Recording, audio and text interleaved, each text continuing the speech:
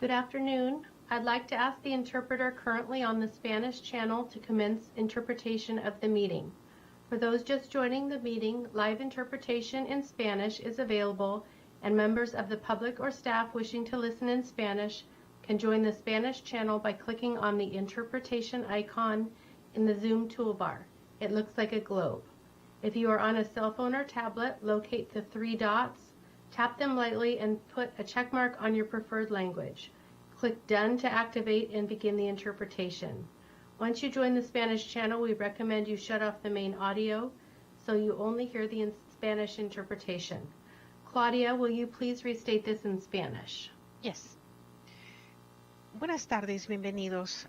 Les invitamos a todos a seleccionar el español si está limitado en su dominio de inglés. De esta manera puede escuchar a los intérpretes del inglés al español. Si se encuentra en su computadora, en la parte inferior de su pantalla va a notar un globo terráqueo o un símbolo de mundo que dice interpretación. Usted puede hacer un clic y puede seleccionar el idioma de español.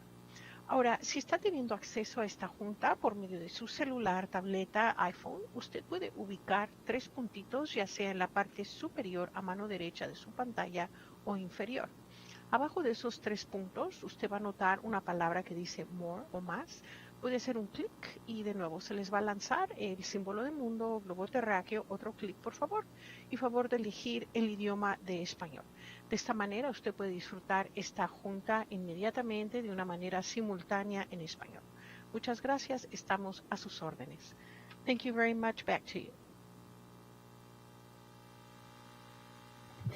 Welcome everyone. The time is 4:05 or 4 o'clock.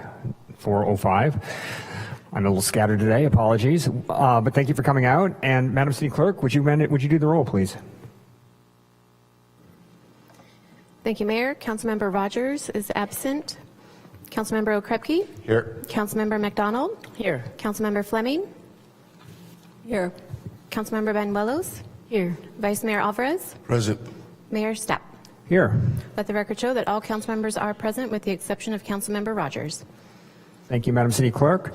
We did not have a closed session today. We also did not have a study session, so we can move right ahead to item number 7, proclamations and presentations. And it is my great pleasure to welcome the Redwood Empire Chinese Association to the chamber. Thank you to so many of you for coming, and I'm looking forward to reading the proclamation right now. With a side note. All of us, I think, are thinking of Joe Wong today, and in fact, we're going to be doing this council session in his honor, as I'll mention later. But so happy to have Nancy and so many of Joe's friends here today. And with that, let's get move forward with the proclamation. Whereas the Redwood Empire Chinese Association is holding their 2025 Lunar New Year celebration in various cities of Sonoma County, with the largest celebrations being held in the Finley Center, Santa Rosa, and in the Children's Museum of Sonoma County in Santa Rosa. And whereas we would like to publicly recognize the importance of this intercultural organization in the fields of cultural education by offering community participation, organizational networking, public interactions with intercultural activities, and their many additional events which bring members, friends, and families into social contact and understanding with governmental agencies and diverse people through events such as their Lunar New Year celebration, potluck socials, and many additional cultural events. And whereas we acknowledge the outstanding work done by the Redwood Empire Chinese Association in providing programs to children and youth by giving presentations to local schools from elementary to college levels, and for providing an active youth group which focuses on teen self-esteem and positive community involvement, including lion dancers and dragon dancers, which provide opportunities for children and teens to perform at community events, and for the RECA's annual scholarship for Sonoma County High School seniors. And whereas we also acknowledge the benefit of the Redwood Empire Chinese Association's adult programs, including the adult chorus, adult cultural dancers, many members of all ages who offer information and contact at RECA interaction tables at many community events, and RECA's community involvement in assisting governmental agencies, businesses, and schools with requested assistance in matters concerning Chinese and Asian cultural and language issues.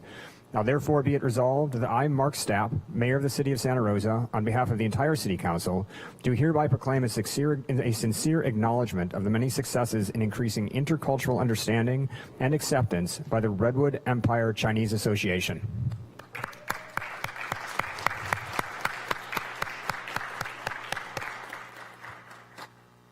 And with that, are there any representatives of RECA who might wish to speak?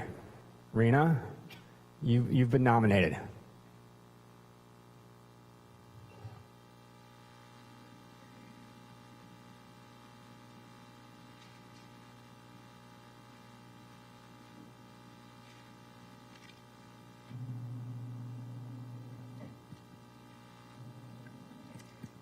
Thank you so much to Mayor Stapp, a member of RECA, Vice Mayor Alvarez, and all council members for this amazing acknowledgement of our organization and everything that we do. My name is Rena Wang, and on behalf of Redwood Empire Chinese Association, it's really an honor to receive this proclamation. This proclamation is a tremendous acknowledgement of our organization, especially around this extremely culturally meaningful time around Lunar New Year. And we love that we can celebrate this special holiday alongside all of you here today. I have Nancy Wong, one of the founders of RECA, here with me tonight, as well as with many other volunteers and leaders of our organization. And I'd also like to take this moment to honor Joe Wong, as Mayor Stapp mentioned, also one of the founders of RECA, who recently passed. RECA was founded in 1988 and received nonprofit status in the 90s. So RECA has been doing this good work for really quite a long time. And we've had a long and rich history of providing so many culturally important programs and other projects and activities for our community. And for decades, RECA has been a hub of cultural exchange, advocacy, community building, and community bonding for so many here. New immigrants, longtime residents, youth, seniors, and so many more. RECA works to enrich the lives of everyone who lives in Santa Rosa and the surrounding region, and that calls this region home. RECA continues to provide an exciting array of diverse programming, including our Finley Center celebration, which was a few days ago, and it was a lot of fun. It was a huge success. Thank you, Mayor Stapp, for attending that event.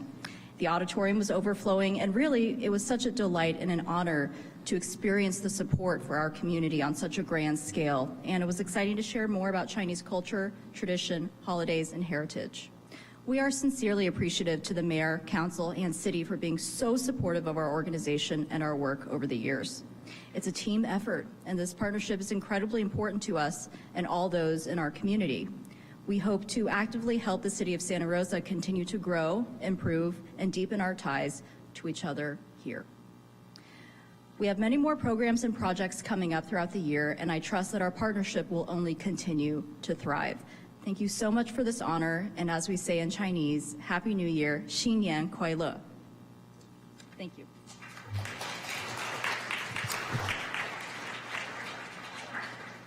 Thank you, Rena. And with that, we'll open public comment. Are there any other members of RECA or any members of the public who'd like to speak? If so, we have podiums at both sides of the room. Seeing none, we will close public comment, and I'll invite, well, let's see, we want to do a photo, but given where everyone's seated, I think it might be easiest if council comes to you, and we'll do a photo shooting up the seats there. Give us a moment.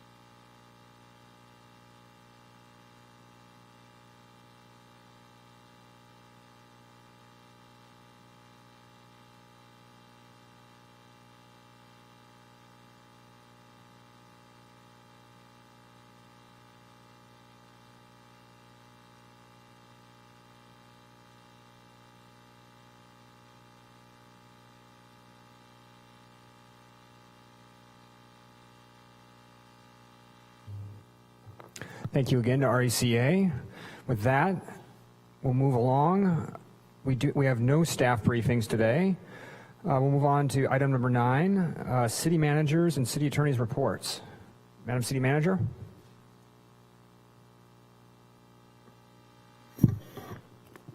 Good evening, Mayor, Vice Mayor, and City Council. So I would like to announce our spring and summer 2025 activity guide will be available online Thursday at santarosarec.com, or you may pick up an individual copy at Finley Community Center, and the guide will be printed in Spanish and it is in English. Thank you. Thank you. Madam City Attorney. Thank you, Mayor, Vice Mayor, council members. This evening I have a litigation report for January 28th, 2025, and I am reporting that there were no settlements previously authorized by the City Council in closed session that were finalized in December 2024. Our caseload remains fairly consistent with approximately 30 litigation matters. Many cases are currently in the discovery phase with trial dates assigned to most of them. As always, we continue to try to resolve smaller cases at little or no cost to the city. And that's the end of my report. Thank you. Thank you, Madam City Attorney. We'll open up item 9 to public comment as well. Do any members of the public wish to speak on these items? Seeing none, we'll move to item 10, statements of abstention or recusal by council members. Do any council members need to abstain or recuse today?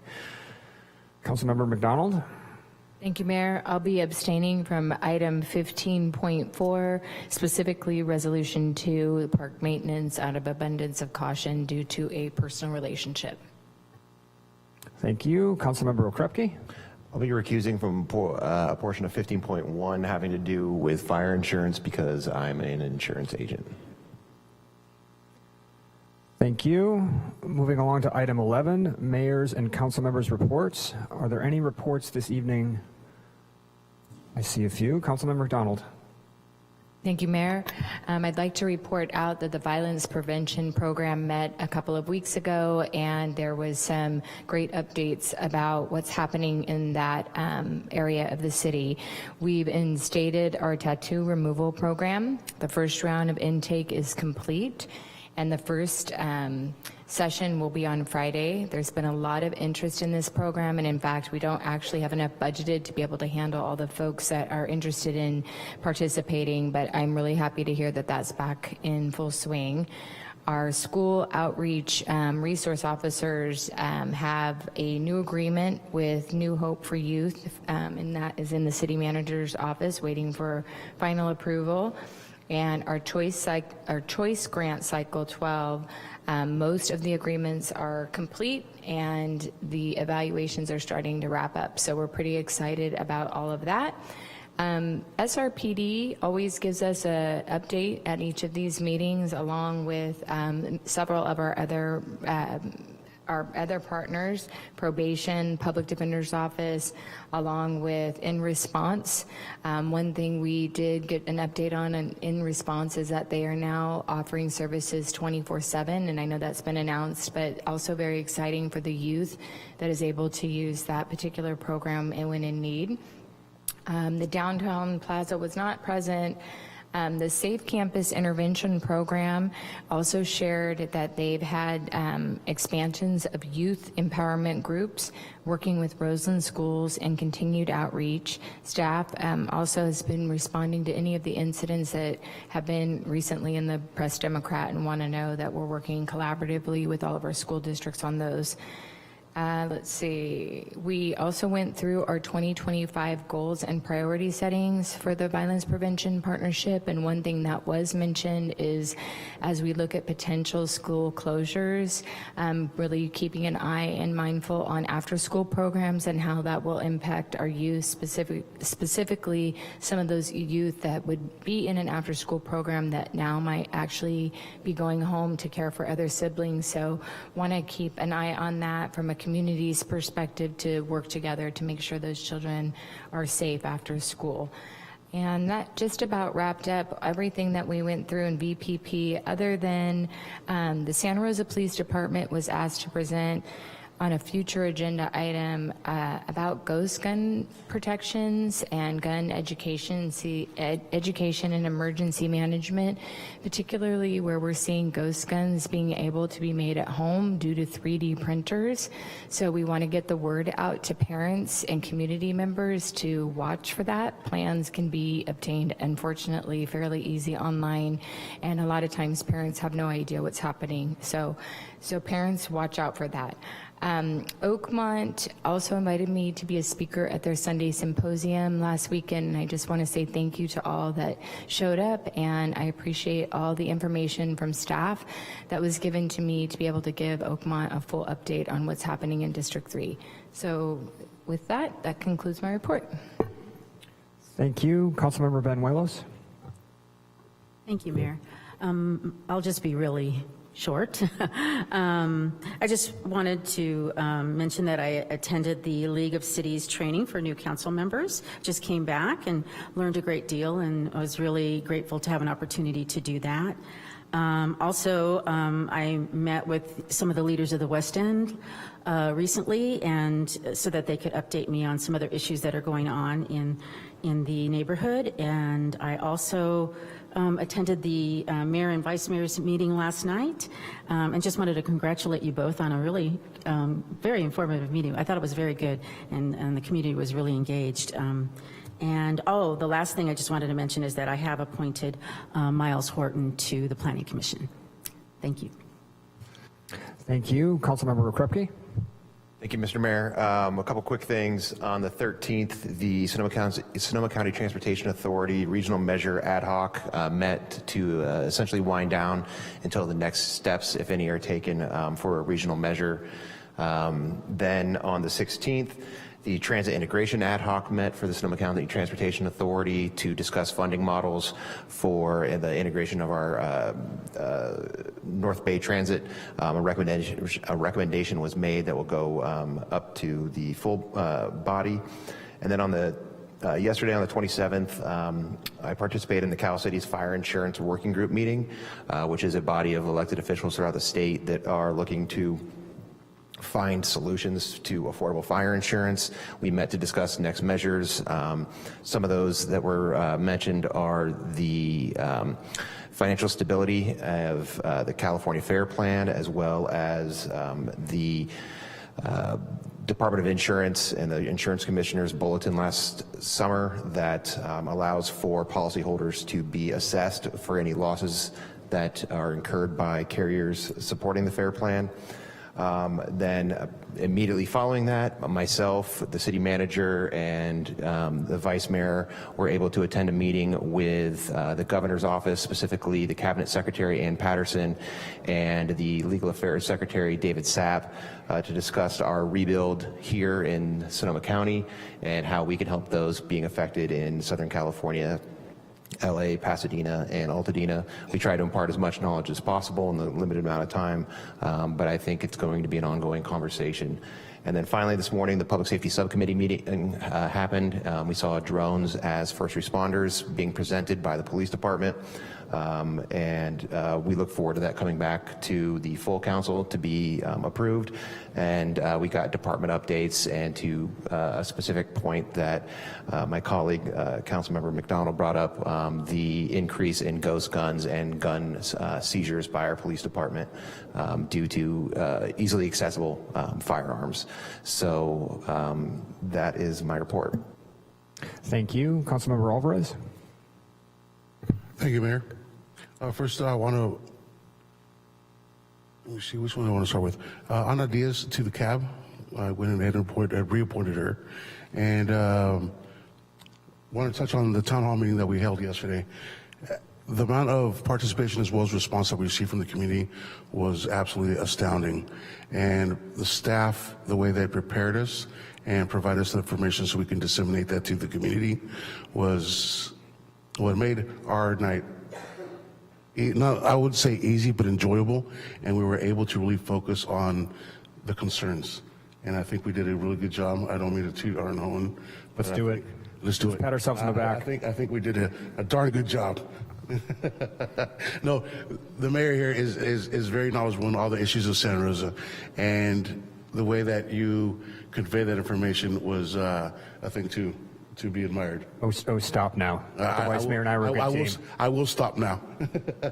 No, and let me see. And following up, Mitote Food Park, we're seeing that they are now shutting down. Apparently, in a couple of days, actually, there will be no more. So I did sit with Octavio Diaz, and they're at Mitote Food Park, and the man remains in good spirits, and I would expect nothing less from an entrepreneur from Roseland. We know how to get back up. I did attend the Martin Luther King birthday celebration at Montgomery that was hosted by Tina Rogers, and although she says that she's not an MC, she does a very good job at it. I was there for a Roseland School Board where 2 new members were appointed. Their names are Thelma Garcia and Marisol Rodriguez. You definitely got to roll your R's on that one. And also attended a Hispanic Chamber event over at Sazon in Roseland with Jose, and that was very well attended. And I believe the new president is, what is her name? You know, sometimes I drop the ball. Well, Hector's going to be the new CEO of the board. That is true. That is true. Alondra. I've known her for over, I won't say how many years, but she'll be very mad right now. And I believe that concludes my report. Thank you, Mayor. Thank you. I have a few items to add. Thank you, Councilman McDonald, for the summary of the Violence Prevention Partnership. You do a nice job of chairing that committee. We'll talk about that in a few minutes. On the 16th, there were 2 meetings. There was the Groundwater Sustainability Agency for Santa Rosa Plain. The major items of business there were approval of contracts related to the new groundwater metering program, as well as the approval of several new community members. So welcoming those members on board. And then at the zero waste meeting, not a lot of substantive business, but we did say a fond farewell to a few members who were leaving, including former Santa Rosa City Council person and former Sonoma County Supervisor Susan Gorin, who left the board after many years of service. And then, one meeting prior, at the mayors and council members board meeting on January 9th, we discussed meeting topics for the upcoming year. And the issue of immigration, which has been raised once already, was such a pressing topic for all of the representatives from the 9 cities in Sonoma County that was named as the topic for the next meeting. As we would expect, everyone's interested in exactly what's happening with that issue and how cities can prepare.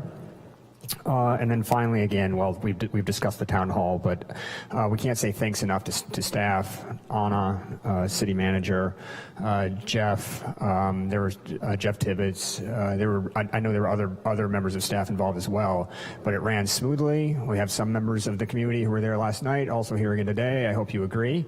Perhaps you'll mention it in public comment. But again, thank you to staff for making that possible, and we're looking forward to more of those events in the future. And with that, let's open it up for public comment on this item. Gregory, are you ready to go?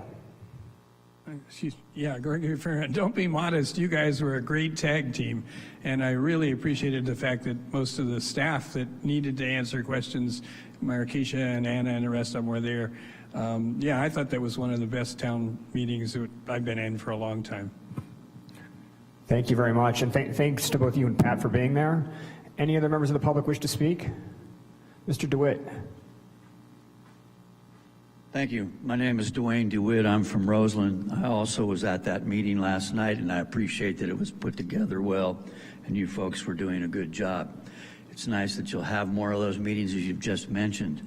I wanted to also, in a sense, welcome Ms. Banuelos. Now that she's been to that new council members meeting and she understands how those kinds of things work, she's been left with a bit of a mess by the previous holder of her seat for her area, the West End and West 9th Link Lane area, which is constantly victimized by gang graffiti. And we've brought this up to the former council member, he was more interested in running for his next seat than actually taking care of the problems along West 9th Avenue, Link Lane especially. The gang graffiti that goes on between the Sureños and the Norteños actually isn't just some kind of painting contest. It's actually very dangerous. And it goes on over in Roseland, and it's been happening even more. And I was at the violence prevention meeting of that partnership, and one of the things that's not discussed there that really needs to be brought up is that all those folks that have name tags, and they're all big on being a part of the partnership, we never see them out in our neighborhoods helping us to get rid of the graffiti, to get rid of the problems that come from violence and gang activity. So I'm hoping that you, Ms. Banuelos, can be that person who brings it more to the forefront, along with Mr. Alvarez and Mr. Stapp, Ms. McDonald, and the others who've been actively involved in some important things. One of the things that Ms. McDonald was bringing up about that violence prevention partnership is that there's so many people involved. One of the things is there's not many youth there, and we have to figure out a way in which we can get youth there, maybe get them school credits, get time to come away from their class to come there and give you some real world discussion about what they see in their high schools, which many of them I hear tell me they're frightened. They believe there's violence. They've seen violence in the high schools. And we recently just had another killing of a young man, only 20-something, killed by a man, 23, a stabbing, and then he shot him. And these kinds of things are happening. So you folks can be at the forefront of actually changing this violent, confrontational kind of youth culture we have right now. I know you can't change the music, you can't change the approach they have, but you can let them know that you care about a different type of activity. And I've already volunteered to do graffiti removal, and all I've heard back is crickets.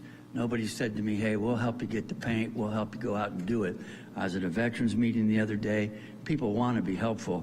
You have to reach out to us also. Thank you. Thank you, Dwayne. Any other members of the public wish to speak? Seeing none, we'll move on to item 11.2, mayor's appointments to county, regional, and state positions. I would like to say thank you to my colleagues for their patience as we had conversations about interest on these positions, and I took a little more time than I expected to put a list together. But let me run down the appointments. And Madam City Clerk, is it as easy as me simply reading these off? Yes, for item 11.2.1, the mayor's appointments to county, regional, and state positions. Correct. You announce who you're appointing and then request council to approve the appointments. Perfect.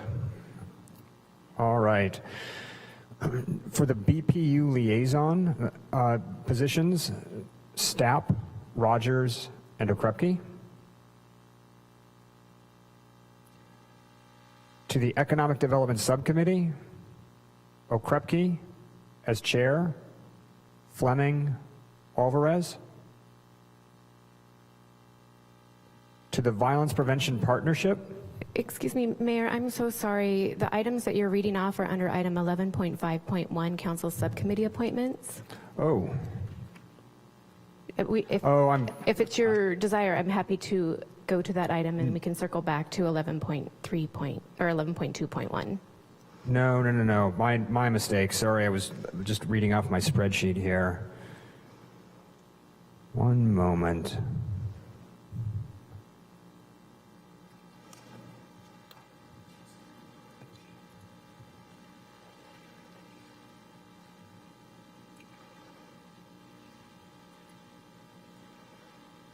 Bear with me, everyone. One moment.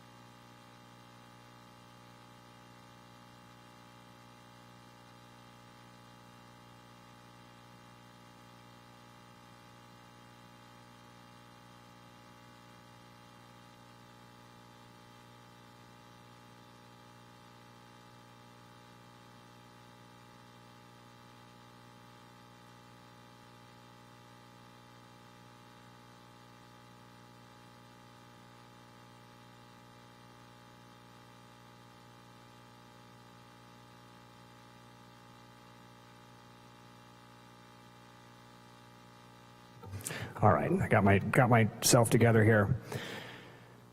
To the Library Advisory Board. I'm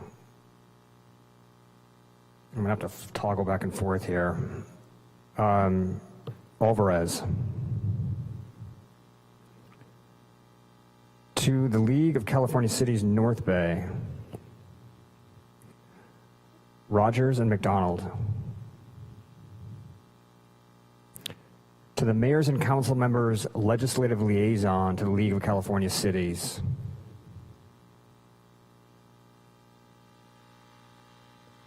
Stapp and Rogers.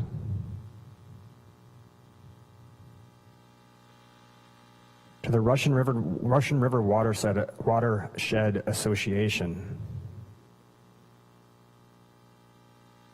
Banuelos. And I had not selected an alternate yet. Can we wait on the alternates?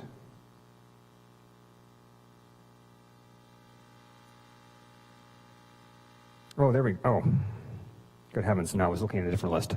That's where my head's at, guys. Sorry, Russian River Watershed, Banuelos, and Stapp.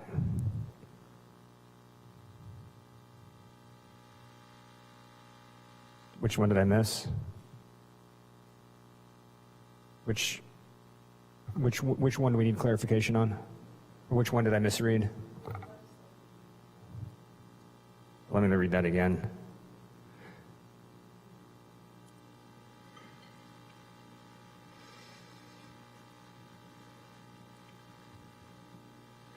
Oh, sorry, folks. I'm toggling between different tabs here. Where did? Thank you very much. Oh, Stapp and Fleming. There we go. For which body? My For apologies. Legislative Liaison to the League of California Cities. Thank you very much, Councilmember Fleming. This is a lot easier. Water Advisory Committee, that's Rogers and Stapp. The Santa Rosa Plain GSA. Oh yeah. That's Stapp and Rogers.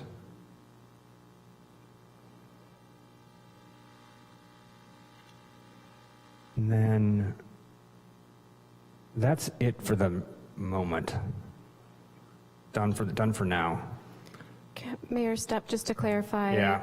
Will you be making an appointment to the ABAG General Assembly or the Sonoma County Homeless Coalition? Yes, the Homeless Coalition, I will.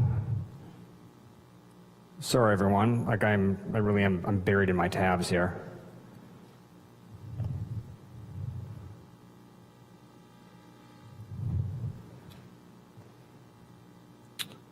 There we go. To the Homelessness Coalition, it's Banuelos and McDonald.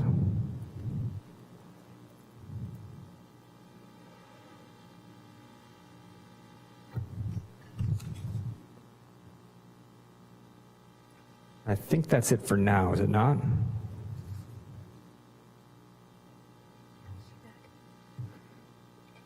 ABAG General Assembly?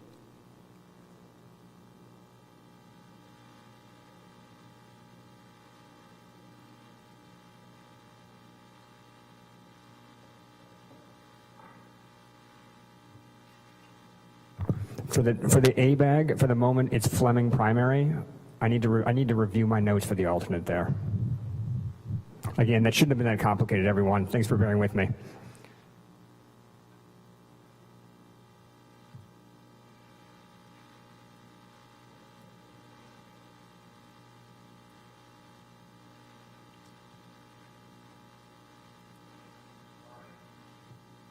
So with that, we can move to public comment on that item. Oh no, first we have to do council approval first, correct? Council approval first, public comment first. All right, public comment. Are there any members of the public who wish to make comment on that item? Thank you, Dwayne. With that, we'll bring it back to council. Any questions or motion for approval? So moved. All right, we have a motion and a second from Councilmember Krupke and Councilmember Fleming. Madam City Clerk. Councilmember Rogers is absent. Councilmember Okrepke? Aye. Councilmember McDonald? Aye. Councilmember Fleming? Aye. Councilmember Banuelos? Aye. Vice Mayor Alvarez? Aye. Mayor Stapp? Aye. Let the record show this passes with 6 affirmative votes. Thank you. With that, move on to item 11.3, council liaison positions on Joint Powers Authority.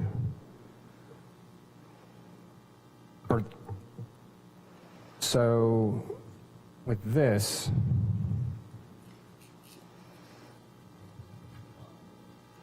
I will make my suggestions and ask for council approval. For Sonoma Clean Power, Fleming and Stapp. For SCTA, Okrepke and Rogers. For Zero Waste, McDonald and Alvarez. For the Renewal Enterprise District, Fleming and Banuelos.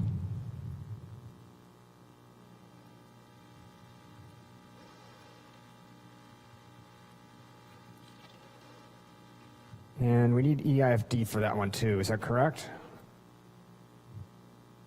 So that would be Fleming and Banuelos.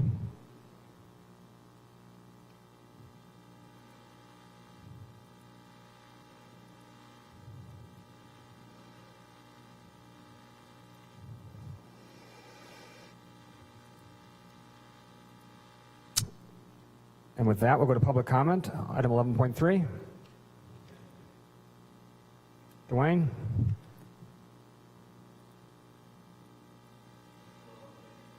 I'm from Roseland. I've been following what's called the Renewal Enterprise District since it was formed. One of the things that's unfortunate about it is how difficult it is to find the actual information on what positive activities they may be doing. On Friday morning at 8:30 in the morning at the Sonoma County Community Development Commission, there was an unexpected meeting of what was called the successor agency for Sonoma County, which handled the redevelopment agencies that had been ended under Governor Brown's stipulation in the past. Millions of dollars in taxpayers' money are now handled by that oversight body. The situation with it is some funding from there may have gone to the Renewal Enterprise District, which came about afterwards. We don't know for sure. One of the things that's important is many folks were told the Renewal Enterprise District was going to do positive things that redevelopment once did. So now that you folks have been appointed to be on that body, we hope you'll be that light into the dark corner and show us all the good things that the Renewal Enterprise District is doing, because there is a continued effort to get more money for them, and we're hoping they're renewing something somewhere, especially in the neighborhoods of Roseland, which had a redevelopment agency in the past and did not live up to its expectations. That was 40 years ago when it was formed, and Roseland was left as a blighted, disadvantaged, underserved, overburdened community. And that was deliberate. So we have to keep all that in mind. I do believe Ms. Banuelos and Ms. Fleming will step up and help us on that. Thank you.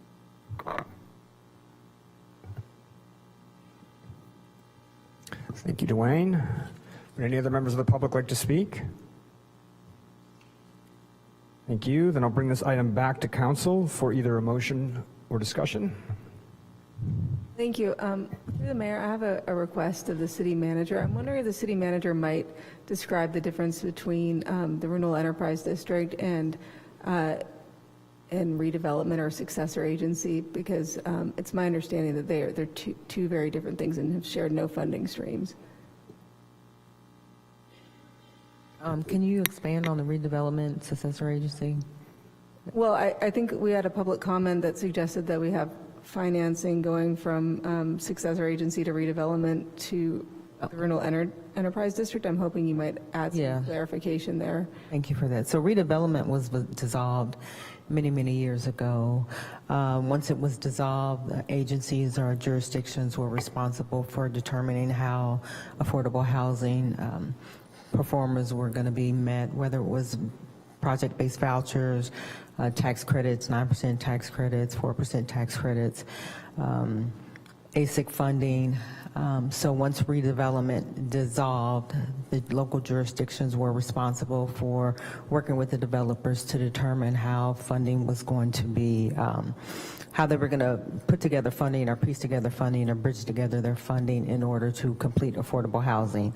The red was actually, the city formed the RED. It was a joint partnership or a JPA between the city and the county, and I believe with starter funds from Kaiser in order to move not just affordable housing forward, but housing. So $10 million was given from the state, from the city, $10 million from the county, and with a startup amount from Kaiser in order to start to move these projects forward. There is a certain formula that developers can apply for the funding. There's a category, whether it's affordable housing or whether it's market rate housing.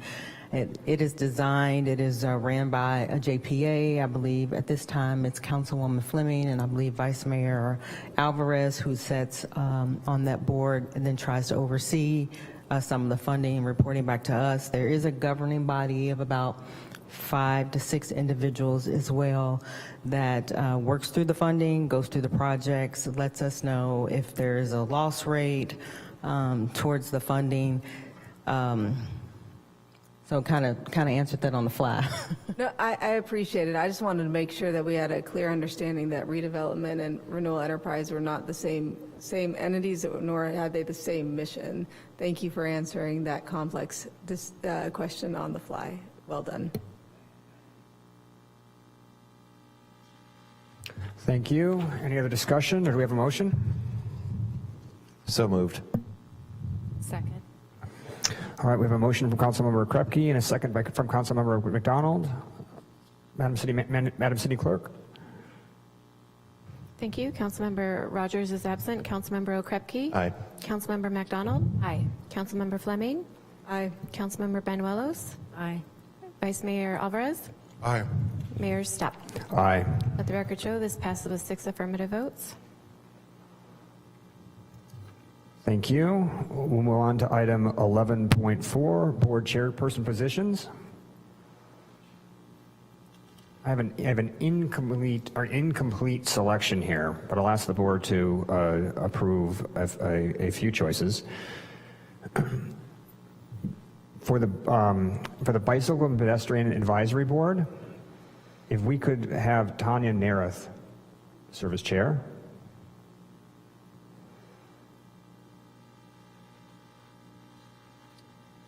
And then for the remaining boards that have chairs, let's leave the existing chairs in place. So that includes David Cooper,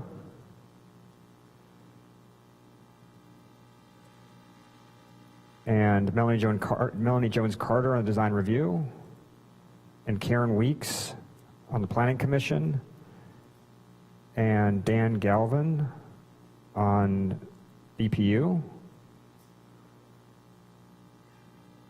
And then I'd like to wait at least until next week on the remaining boards because we have a few boards in flux, or I have not confirmed with some of the members that they'd be willing to serve as chair.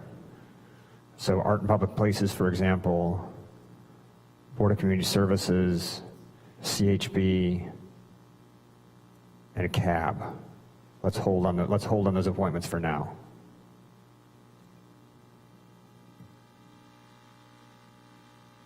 And I should have mentioned Lisa Maldonado on the Personnel Board, although I think we're still waiting for a response from her as well. With that, I'll open this up to public comment. Seeing none, I'll bring back to council for a discussion or for a motion.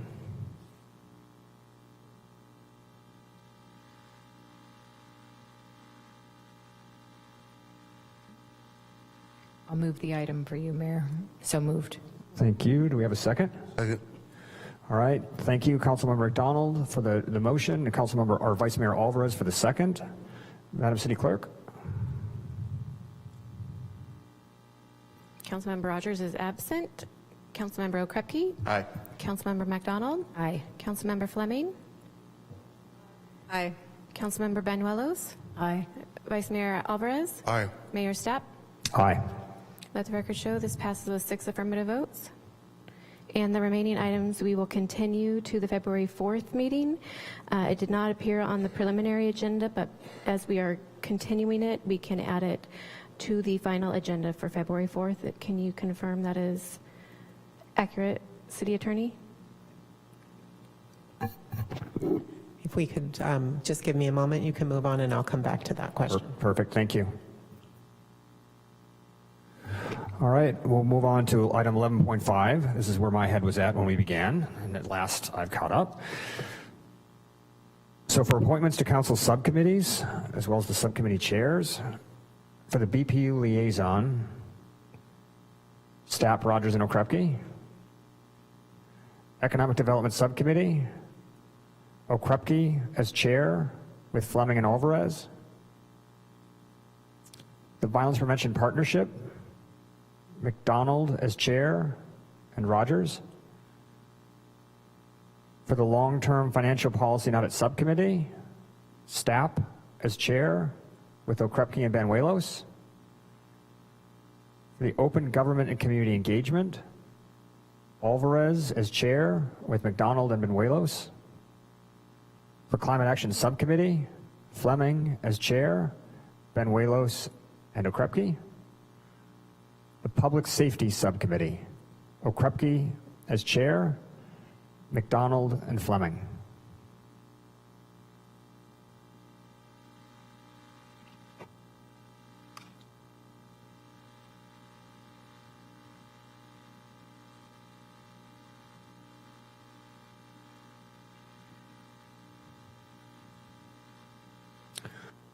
We'll move to public comment on those appointments. Any members of the public wish to speak? Mr. DeWitt.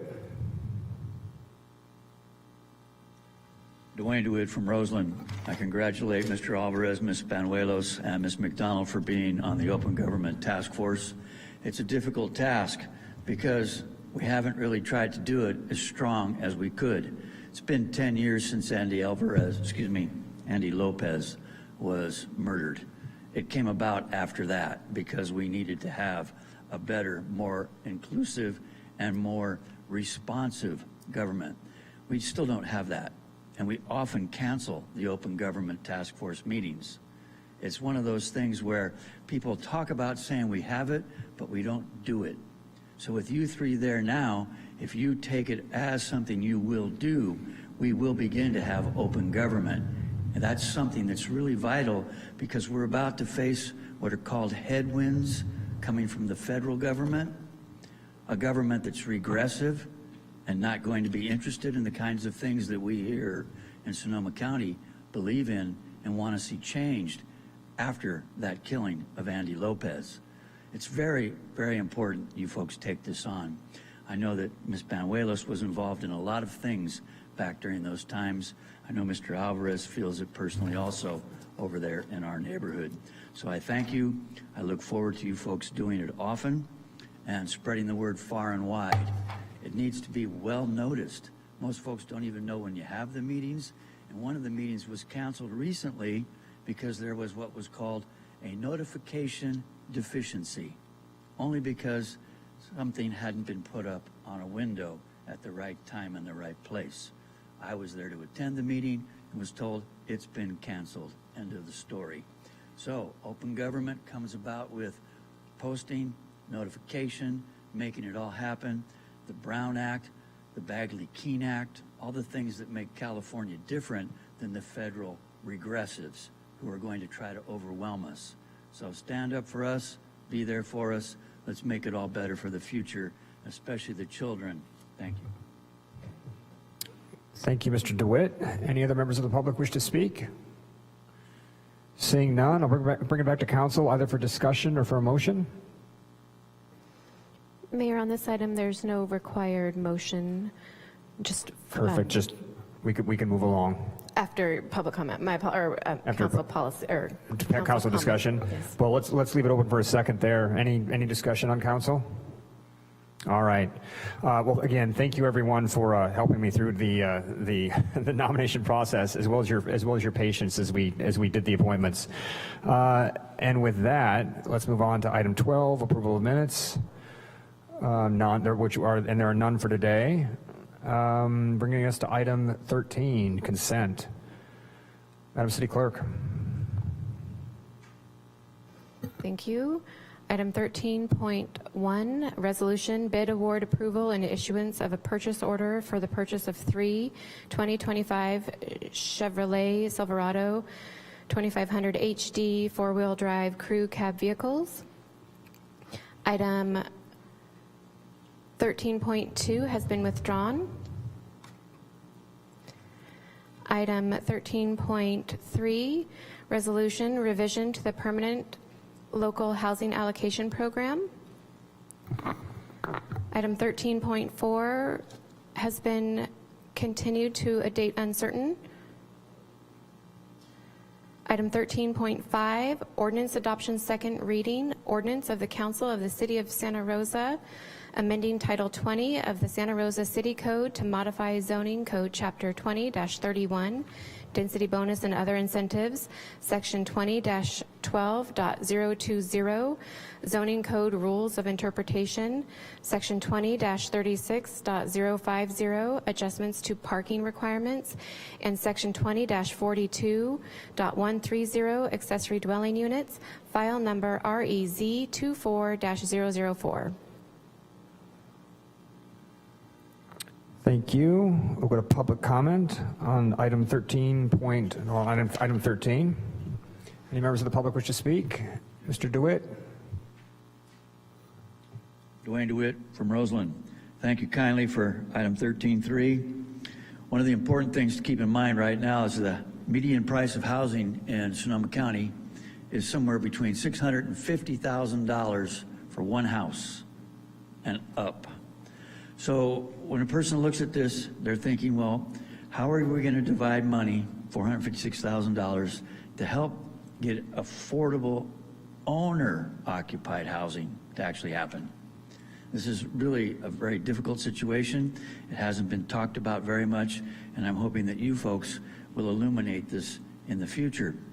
Although item 13.4 was pulled, I want to make a comment right now that's very important, because that Caritas lot over there at the old General Hospital site could be used right now as a warming center site. It's fenced off. You got people sleeping out on the concrete every night during this last week of below freezing temperatures.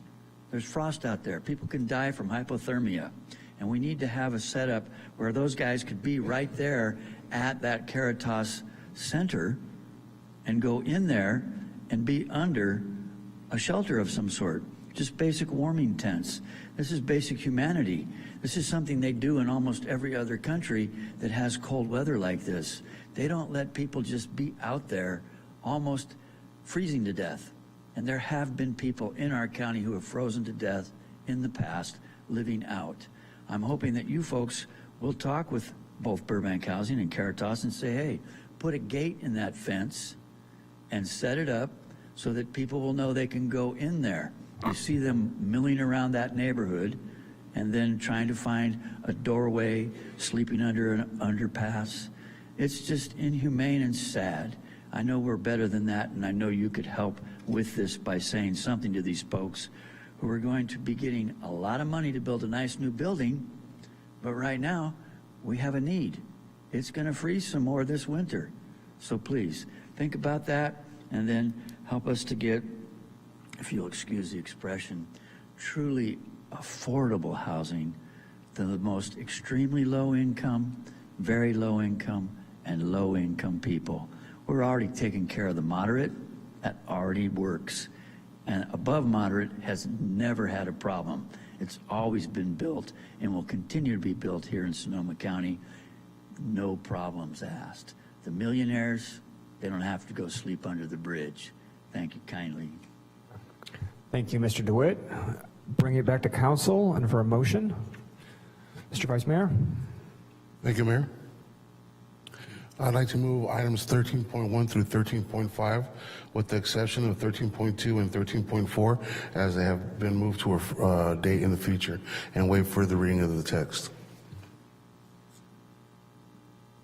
we have a second? Second.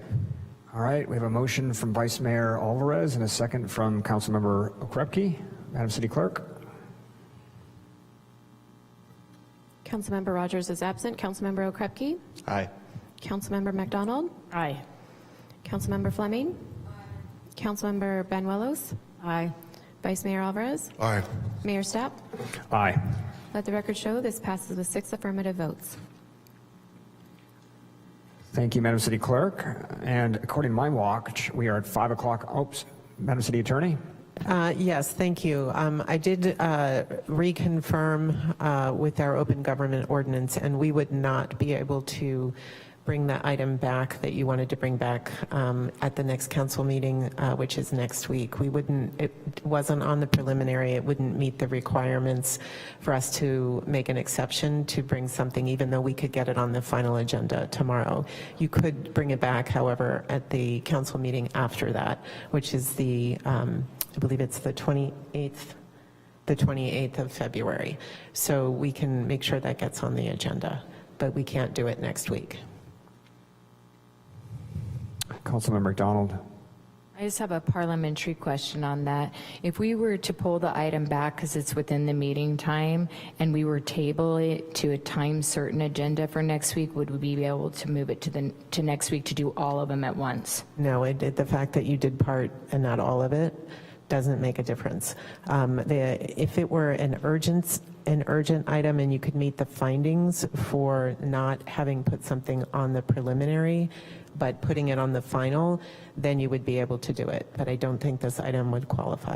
Would urgent fall under the category of not being able to hold meetings or do business of the city because we don't have chairs? It's just the chair appointment, or it's the full appointment? It's just the chair. I think you can certainly hold a meeting without having a chair. The folks who are at the meeting, if you had a quorum, can decide who will chair that particular meeting. Chair? Yeah. Okay, thank you. So I want to confirm what I just heard. So we can, those committees will still be able to schedule, those subcommittees will still be able to schedule a meeting? As long as there are a sufficient number of folks who are there that will show up and be a quorum, then they can pick a chair for the purposes of to chair that particular meeting if no chair has yet been assigned.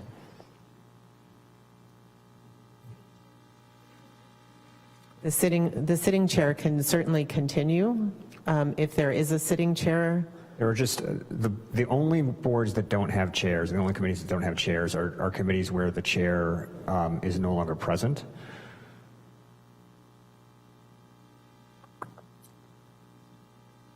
If they have a vice chair, then who is there, and there's still a quorum? No vice chair?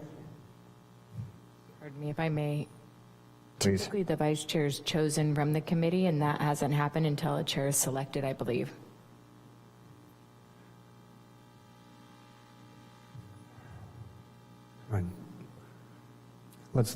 We'll let it go until the end of the next month, the 28th. Thank you. All right, moving ahead then. Actually, let me make sure I heard one other thing, sorry. For the committees that we named the chairs for, those committees can go ahead, is that accurate? So it's just those three that do not currently have chairs? Any committee that has enough to have a quorum can go ahead and meet, and if there's no chair, they can select, and no vice chair, they can select for purposes of that meeting only one of their members to chair the particular meeting until a chair is chosen. And for those committees where we did specify a chair, those committees can move forward with that chair? Yeah, you made a motion, you made a selection. Until you make a different selection, those individuals are the chair. That works. That works. Thank you very much. And thank you for double checking that. Back to item Item 14, public comment on non-agenda matters. So this is the time when any person may address the council on matters not listed on the agenda, but are within the subject matter jurisdiction of the council. This public comment period will begin no earlier than 5 p.m. Will be limited to 12 speakers. I think we'll meet our quota today, and the time limit will be each speaker will be allowed to speak up to 3 minutes. Are there any members of the public in council chambers who wish to speak on items not listed on the agenda tonight? Mr. DeWitt?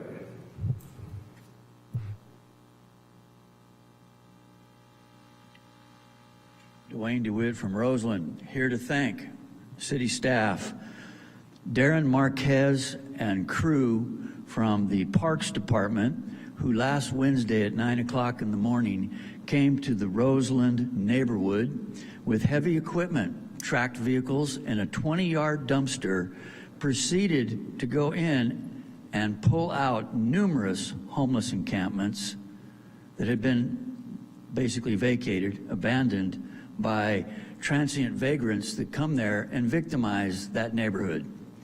One of the things to keep in mind is that the staff is doing a good job with what limited resources they have and when they can get there. They basically filled it up, but there's still a lot left there, and us neighborhood volunteers have to go out there and also pick up more.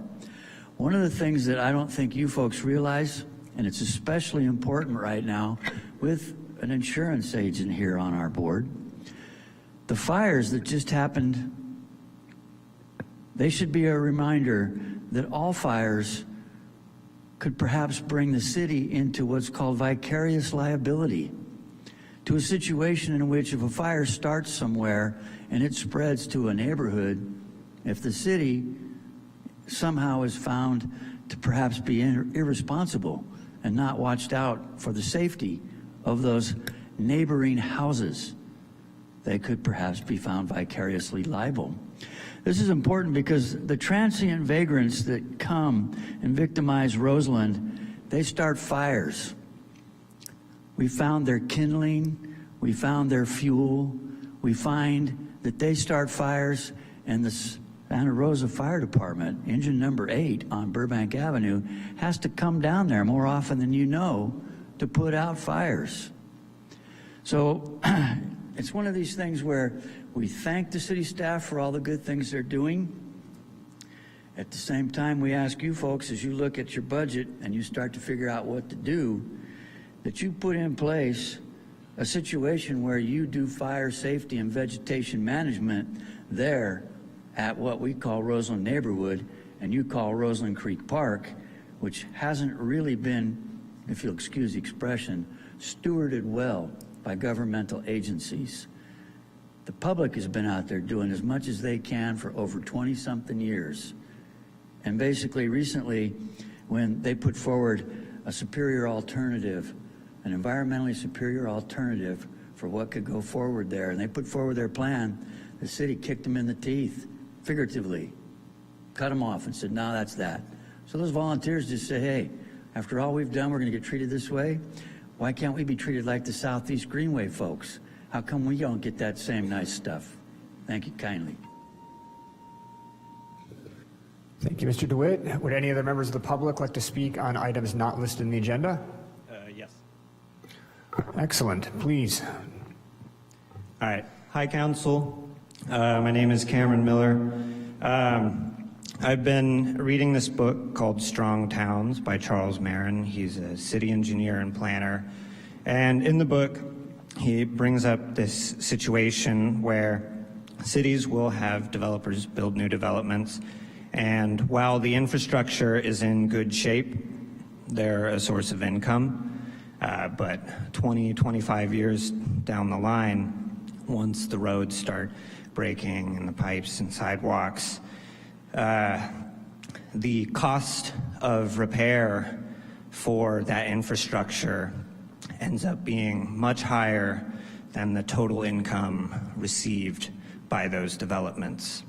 And so to pay for the cost of these repairs, cities will then build more new developments and create new sources of income to help pay off those last developments. pushing off the debt to a later date and growing the scope of obligation to repairing this infrastructure. More miles of roads, right? More pipes, more repairs. And while cities can keep this up now, if the cost of building becomes too high or materials, whatever it may be, and the building slows down, this debt is still here, this obligation to repair. So my worry is just that we are also doing that here in Santa Rosa. I tried doing some research to figure it out myself to see, but I couldn't find anything. So what I'm asking today is just that the council take some serious consideration of this issue, and then also if there is someone who I could talk to just to learn more. And yeah, that's about it. Yeah, someone I could talk to find out more about just how we operate in that regard. So that's all. Thank you. Chair, thank you very much. And I'll note only that you have a few Strong Towns fans in this room. So thank you for referencing that book. Any other members of the public wish to speak? Please go ahead. My name is Cher Ennis. I live in the West End Historic District. Excuse me.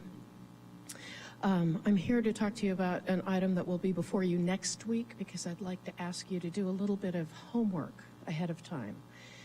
The thing that I'm interested in you looking at are the permit fees that have been imposed in the historic districts. And I want to give you some real numbers. I've been through the Cultural Heritage Board process twice already. The first time, the permit fee for the major landmark alteration process in 2011 was $753. The next time, in 2018, it was $1,337. Now, the same basic kind of project, $10,000. $10,000. I'd like to put a new roof on my garage, an existing structure, using a different material. $10,000. The material is metal. I'd like to use that because it will match the house. It will be more fire safe, and it will be easier for me in the future to put solar on the standing seams. They clamp the solar panels onto those standing seams, so no more penetrations through the roof. $10,000. It makes no sense. I know that I can get the approval, but I can't afford that. Those of us who live in these tiny little 1,000 square foot homes, we're not millionaires. We can't afford that kind of fee. So please take a very critical look at what was passed this past year and rectify it.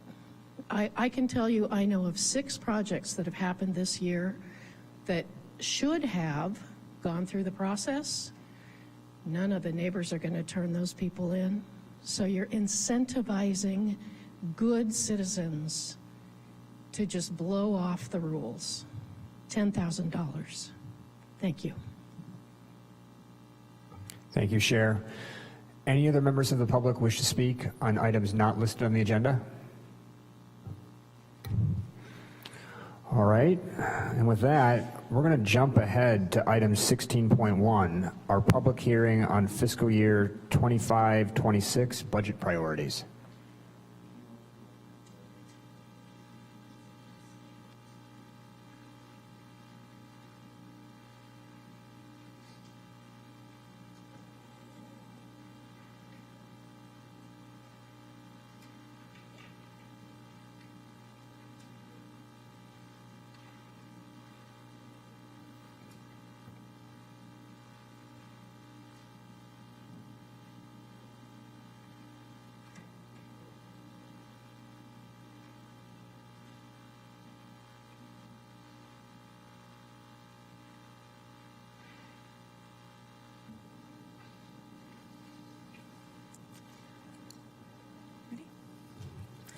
Thank you, Veronica. Welcome. Yes, thank you. Good afternoon, Mayor, council members. My name is Veronica Connor. I'm the budget manager here at the city, and today we're doing a budget priorities public hearing.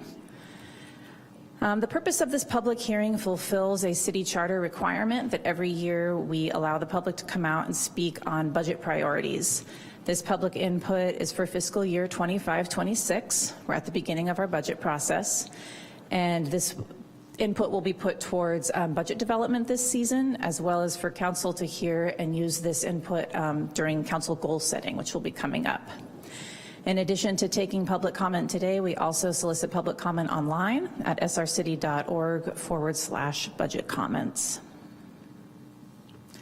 So after we hear from the public today, as I mentioned, this will be taken into consideration during council goal setting on February 19th. Departments will be formulating their budgets in the next couple months.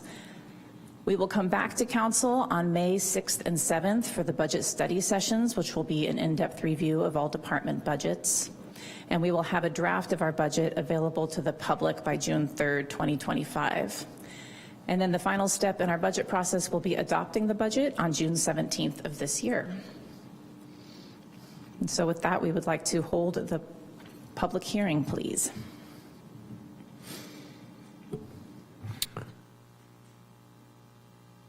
Thank you. And I do not need to bring it back to council for questions. I'm assuming on this item, we're just going to go right to public. Great. Let's now open the public hearing. Madam City Clerk.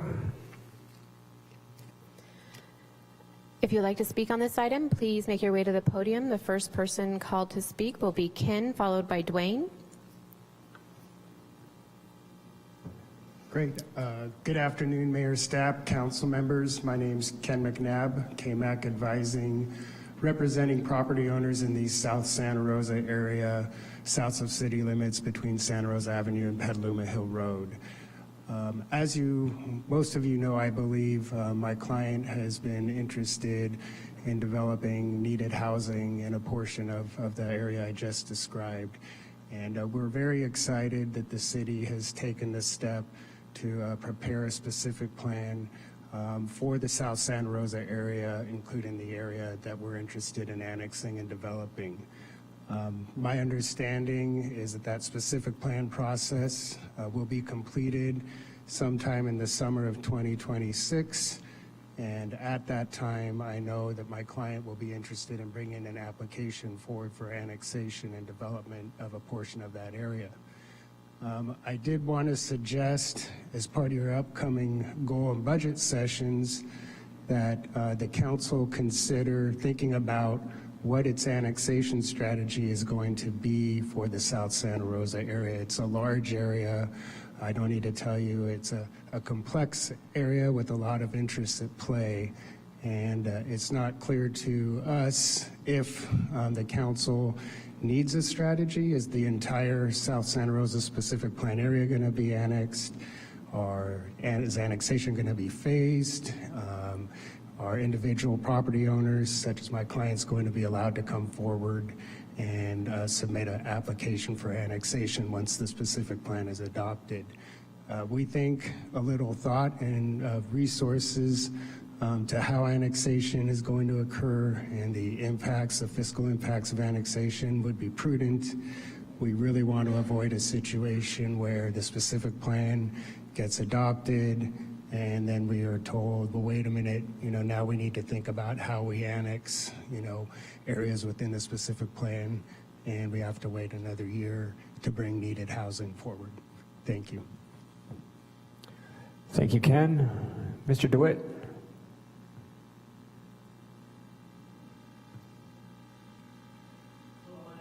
DeWitt, and I'm from Roseland, and basically the city has sprawled beyond its carrying capacity right now.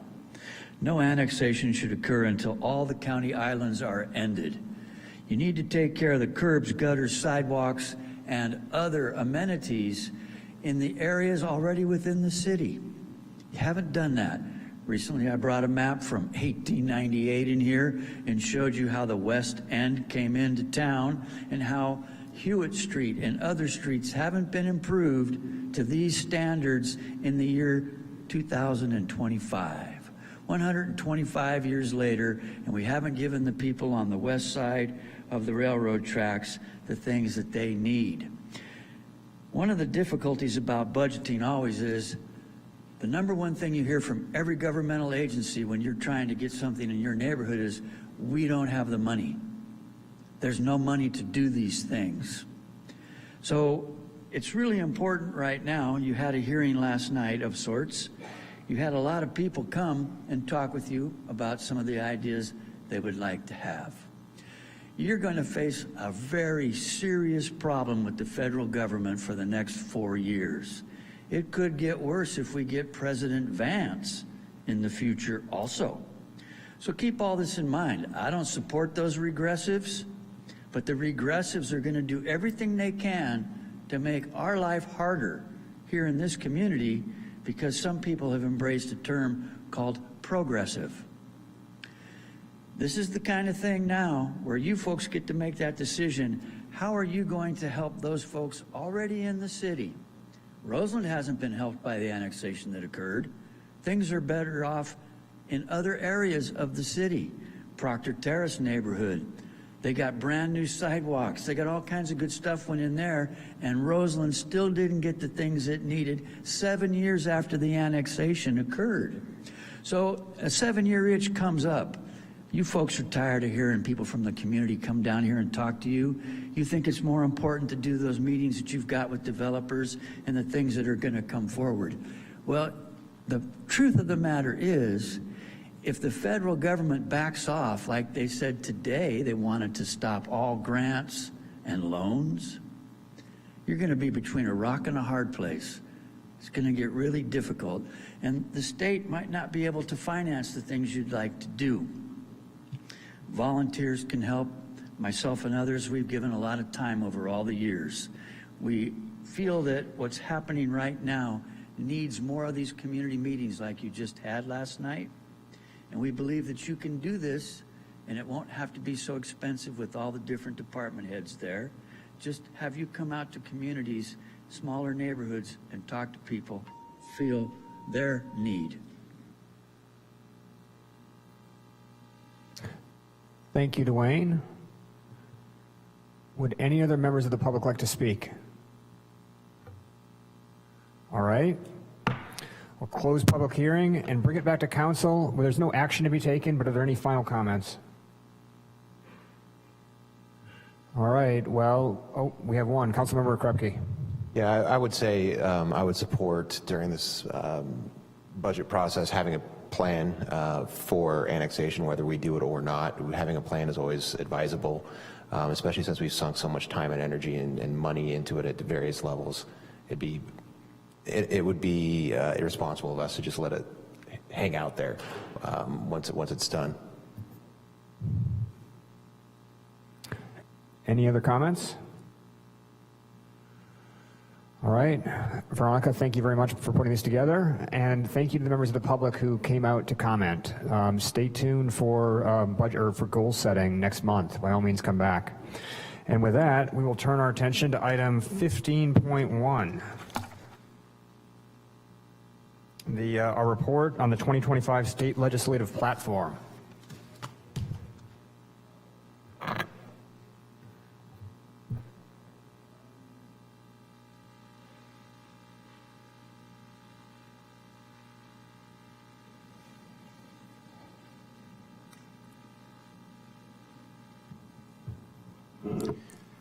Good afternoon, Mayor, staff, members of the council. I'm Jason Nutt. I'm the Assistant City Manager, and I have the pleasure to introduce Dane Hutchins with California Public Policy Group.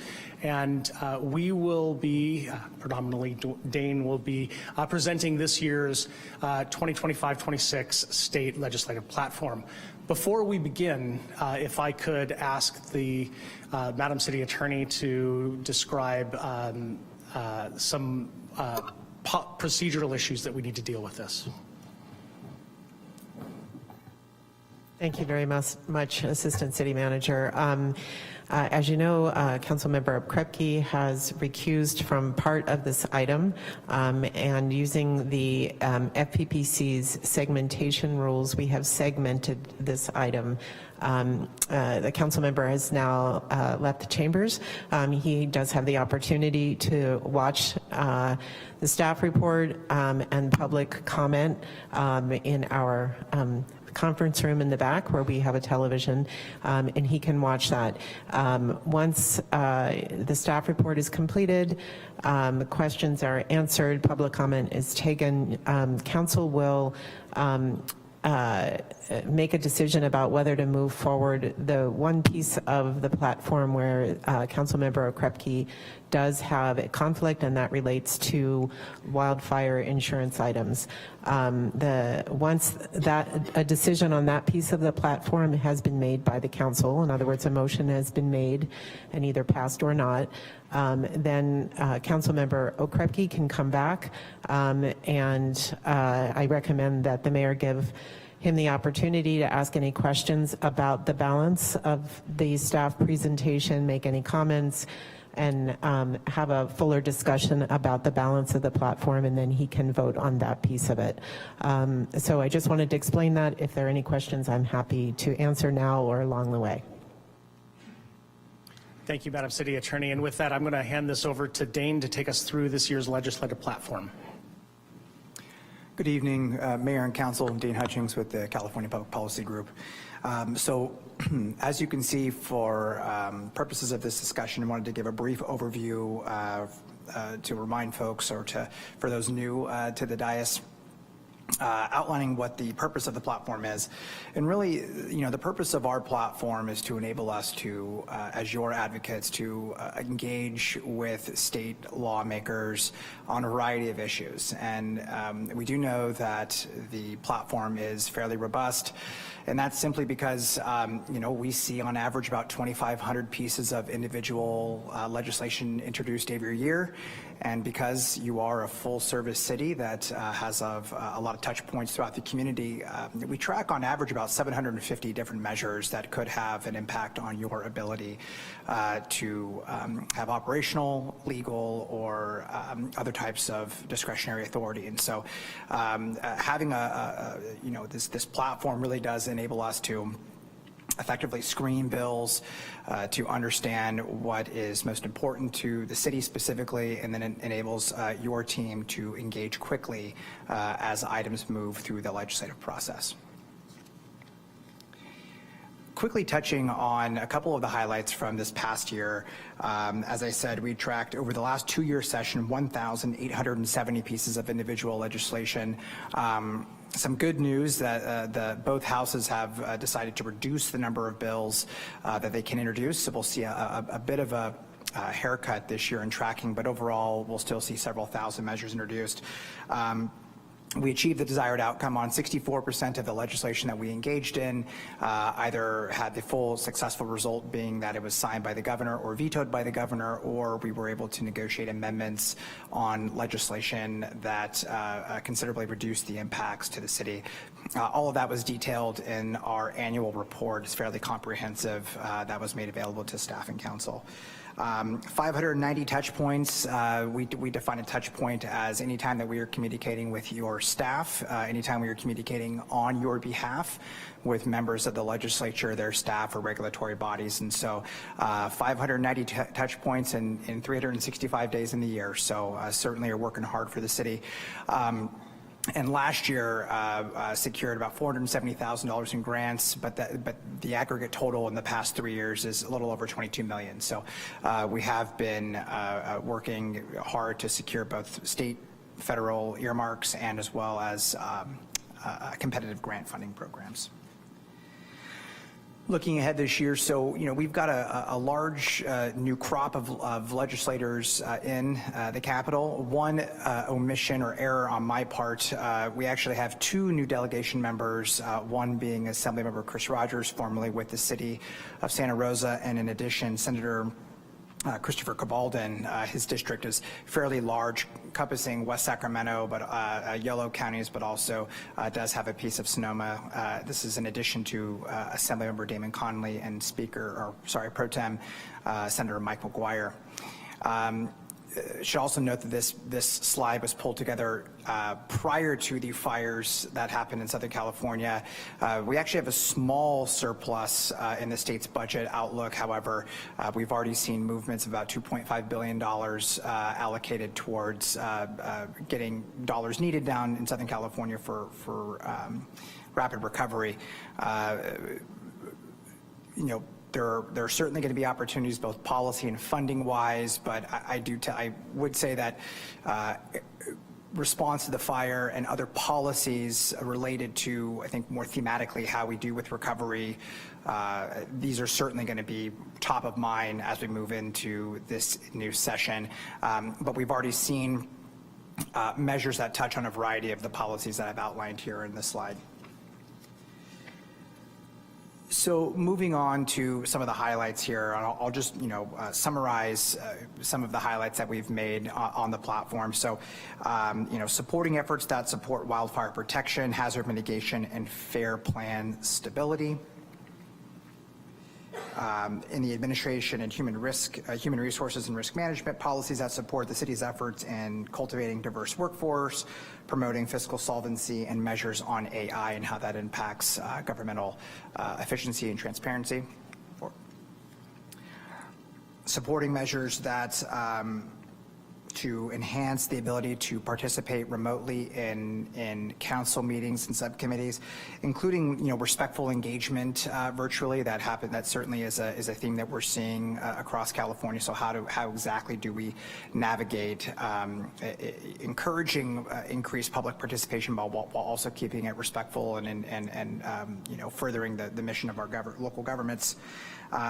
Also, looking at areas in and around the California Public Records Act, which will certainly be a big topic as we move into this new session. On the economic development front, supporting economic development tools to support the city's goals, point of sale versus point of distribution with respect to how we equitably can distribute local sales tax. That's something that a lot of local agencies are grappling with as most of our consumer habits are shifting to online, and then also promoting a fruitful business environment in the city. On environmental and climate, so we want to support GHG efforts. One thing that I will note is that there have been ongoing talks to really try and extend the state's cap and trade program. It currently expires in 2030.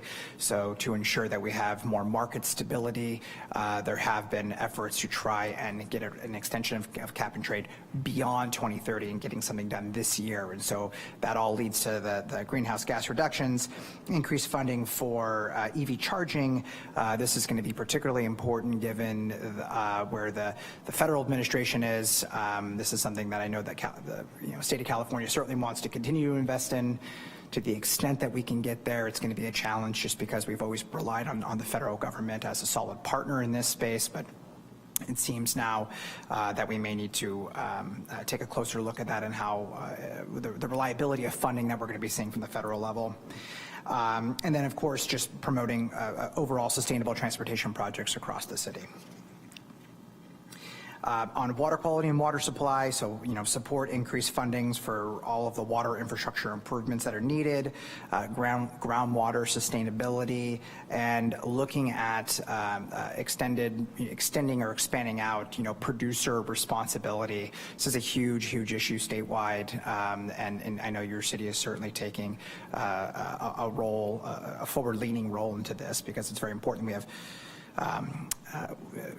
impeccable water quality, and these producers of some of these chemicals need to be accountable for ensuring that they're being responsible as they're producing these chemicals.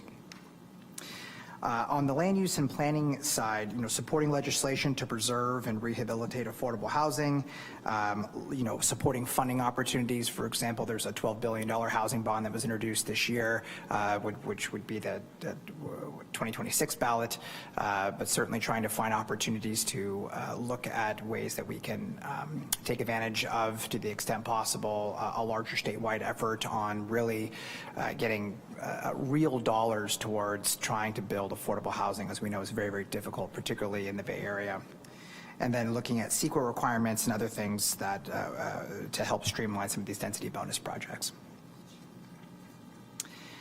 Supporting policy and funding for homelessness reduction throughout the city, the promotion of state funding for safe parking programs and some of the innovative programs that your team have initiated throughout the community that are really seeing a ton of reduction in the city's overall homeless population.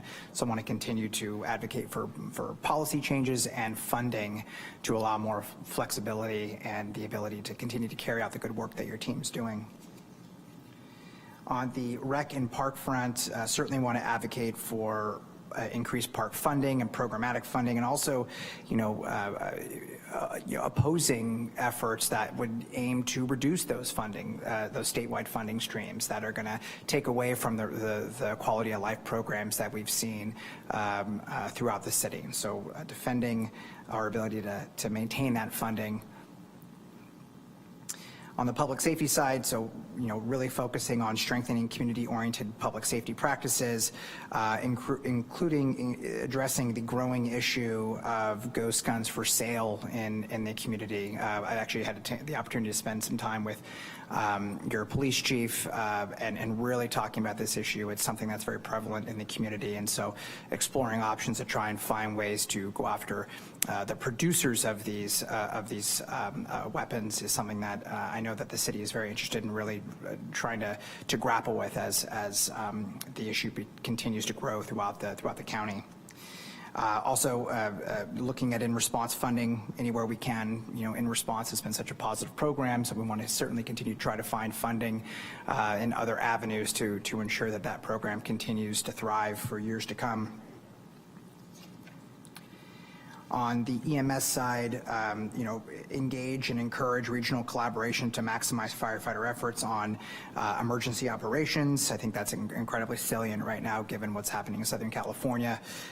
Improve communication with stakeholders, including the IOUs on PSPs, the public safety shutoff events, and making sure that we can get that message out to the public, and also retaining local discretion on pre-hospital care.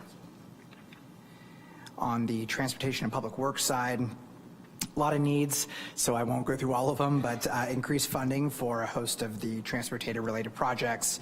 Want to continue to try to seek equitable access for transportation and increase funding for broadband expansion.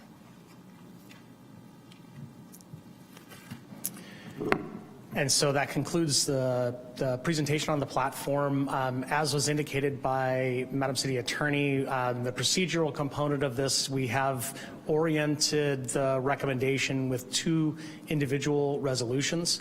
It is recommended by the Communications and Intergovernmental Relation Office that Council adopt the 2 resolutions, which would be the 2025-26 state legislative platform. Resolution 1, which is what we would ask you to do before Councilmember Okrepke rejoins, addresses only the one area of the platform that is in conflict with him. And then once he rejoins, we would ask you to adopt resolution number 2. And we are available to answer any questions. Thank you very much to both of you. All right, so we're going to bring it back to questions from the council, all questions, before we do that first resolution. Looking to colleagues. Councilmember McDonald. Thank you. It's not really a question, it's more of an added bullet for the legislative platform if now is an appropriate time, or I can wait on that as well. So you're making a comment. Pose it here. as a question, but it's really more, I want something added. Sure, go for it. Okay. Under the economic development, we were talking earlier about the need to support after-school programs because of the potential of school closures that are happening in our area. So I'd just like to add that bullet in there under economic development. We have a lot around early childhood education, but also to add after-school and summer programs to help advocate for funding for those too. If there's no objections to add that bullet. That was not really a question. That's the That was question. an action item. Looking to colleagues, any other questions? All right, let's go to public comment.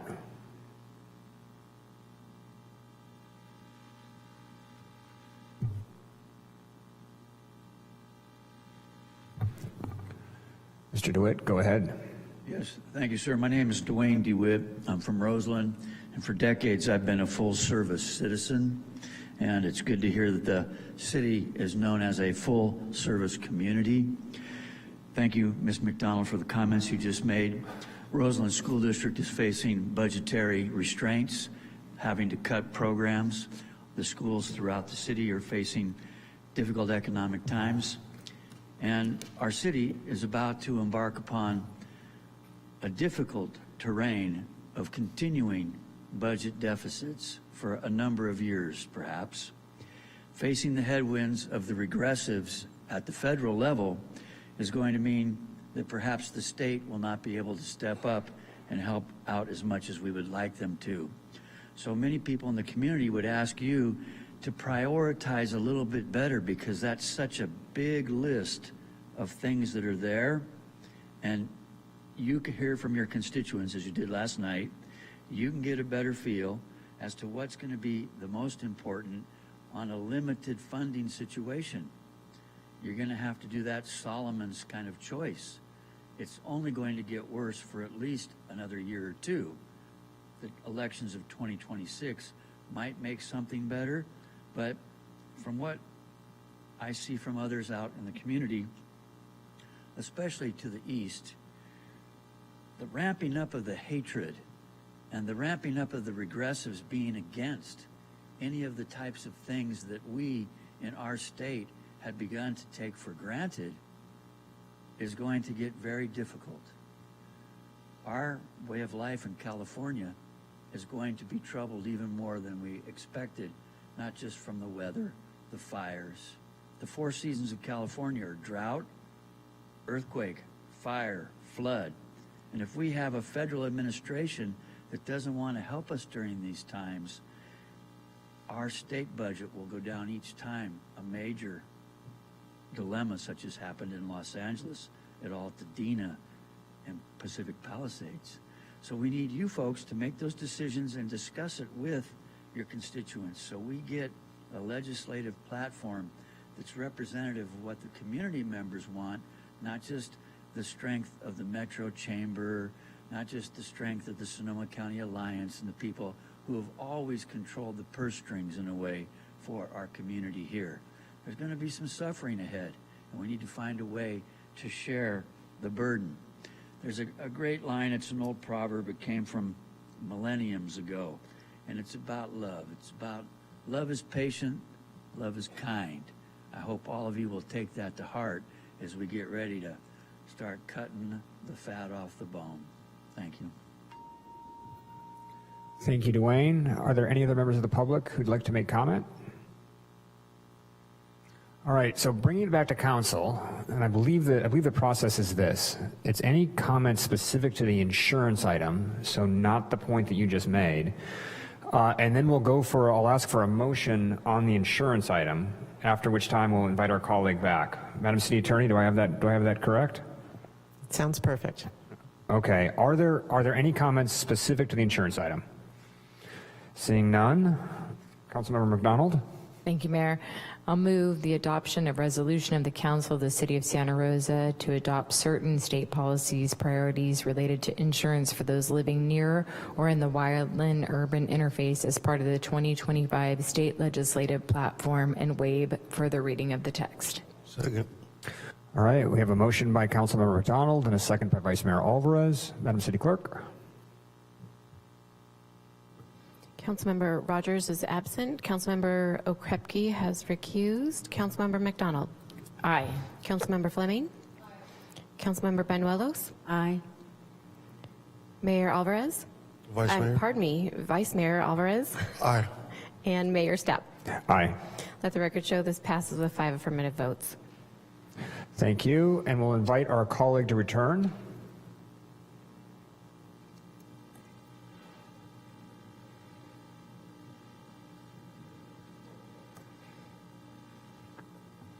We really do need to have walk-up music for these recusals.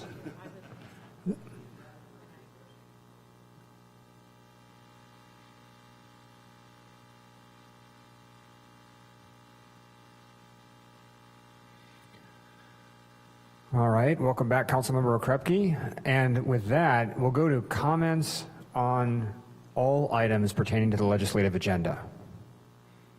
And also questions from Councilmember Okrepke. In fact, let's start with that. All right, no questions. Do we have any comments on the remainder of the agenda? If there are no comments, then yes, make your point again, and Jeff can have a chance to weigh in. I apologize, Councilmember Okrepke. I asked to add under economic development that we support legislation to help fund after school and summer programs for children.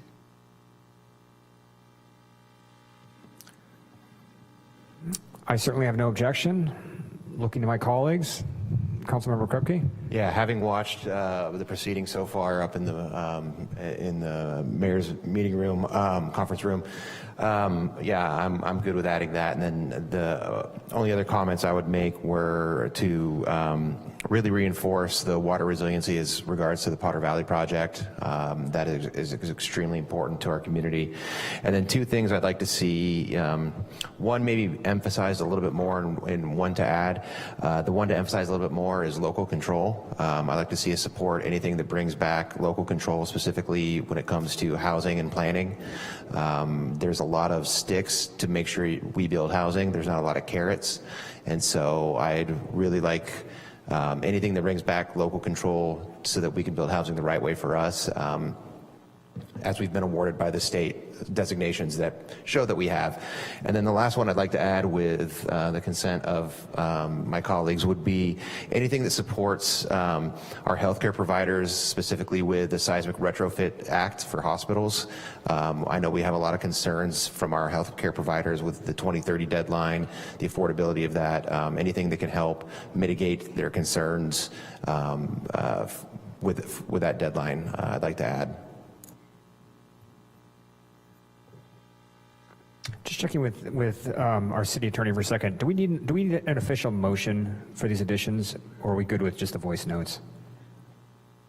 Well, you have the voice, but when you make your motion to adopt, you're going to make clear that you want to adopt with the addition of all or some of the items that were just listed.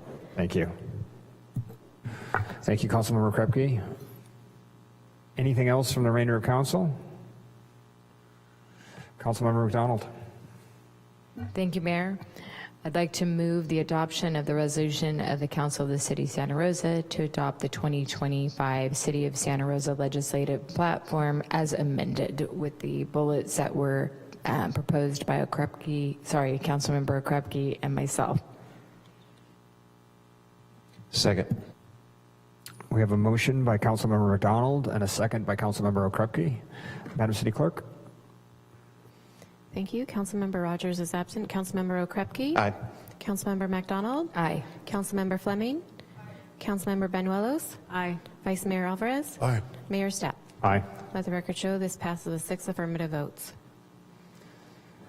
Thank you. Move on to item 15.2, a report on the Homelessness Solutions Strategic Plan for 2023 to 2027. This is our year 2 report. You get out of here. All right. Good luck.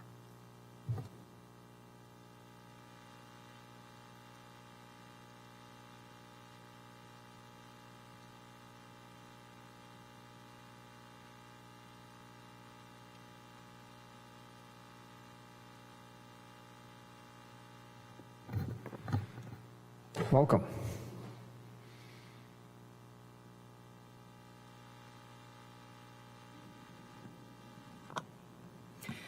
Good afternoon, Mayor Stapp, Vice Mayor Alvarez, and members of the council. I am Sasha Brown, Program Specialist for Housing and Community Services, and here with me today is Kelly Kuykendall, Housing and Community Services Manager. The item in front of you today is a report to provide the Homelessness Solutions Year 2 report, reporting on 2024. This slide provides an overview of the presentation. First, I'll go over some background on the strategic plan and its purpose. Then I'll go over the implementation plan for 2024, Year 2, and report out on the key accomplishments.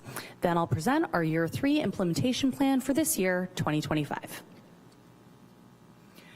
On November 15th, 2022, Council approved the Homelessness Solutions Strategic Plan for the 5-year period beginning January 2023 and ending December 2027. The strategic plan provides 3 key strategies and actions to improve the city's response to homelessness in alignment with the Sonoma County Homeless Coalition, our local continuum of care. The goal is to achieve functional zero by 2027. A system of care achieves functional zero when a person's experience with homelessness is rare, brief, and non-reoccurring. To operationalize the strategic plan, staff develops annual implementation plans. The Year 2 implementation plan prioritizes key actions into 2 tiers and identifies regional initiatives. Staff updated the Year 2 implementation plan regularly throughout the year and made this information available on the city's website. Strategy 1 in the strategic plan is to improve the city's homeless response with our regional system of care. In 2024, we took the lead on implementing a $3.9 million homelessness prevention pilot program, Keep People Housed Sonoma. We participated in the Sonoma County Homelessness Working Group to prioritize resources. We continued coordination with approximately 15 agencies to develop the Santa Rosa specific by names list. We continued administration of $2.3 million from the Home Art Program, which funds 2 nonprofit organizations that provide supportive services. Strategy 2 in the strategic plan is to expand service-oriented responses to unsheltered homelessness. In 2024, we completed interior facility improvements to the Samuel L. Jones Hall Shelter Annex to improve privacy for shelter residents. We continued administration of a $3.8 million grant from the State of California's Encampment Resolution Fund program. And we expanded outreach services dedicated to the downtown area. And we continued implementation of the city's encampment team to proactively address the health, safety, and environmental concerns associated with encampments. Strategy 3 in the strategic plan is to continue and enhance collaboration with our regional partners. In 2024, we completed the Year 2 implementation plan and developed our Year 3 implementation plan for this year, 2025. We evaluated contractors' client engagement and feedback efforts and incorporated additional reporting requirements into our homeless service contracts. We presented findings to City Council on investments in homeless services, affordable and supportive housing, and we participated in the Sonoma County Homeless Coalition's Racial Equity Work Group. Santa Rosa continues to make progress through its strategic investments. Between 2022 and 2024, the first 2 years of the 5-year strategic plan, homelessness decreased in Santa Rosa by 18%, from 1,658 persons to 1,365. The city invests approximately $5 million annually for homeless services, plus one-time funds from local, state, and federal resources to augment its efforts.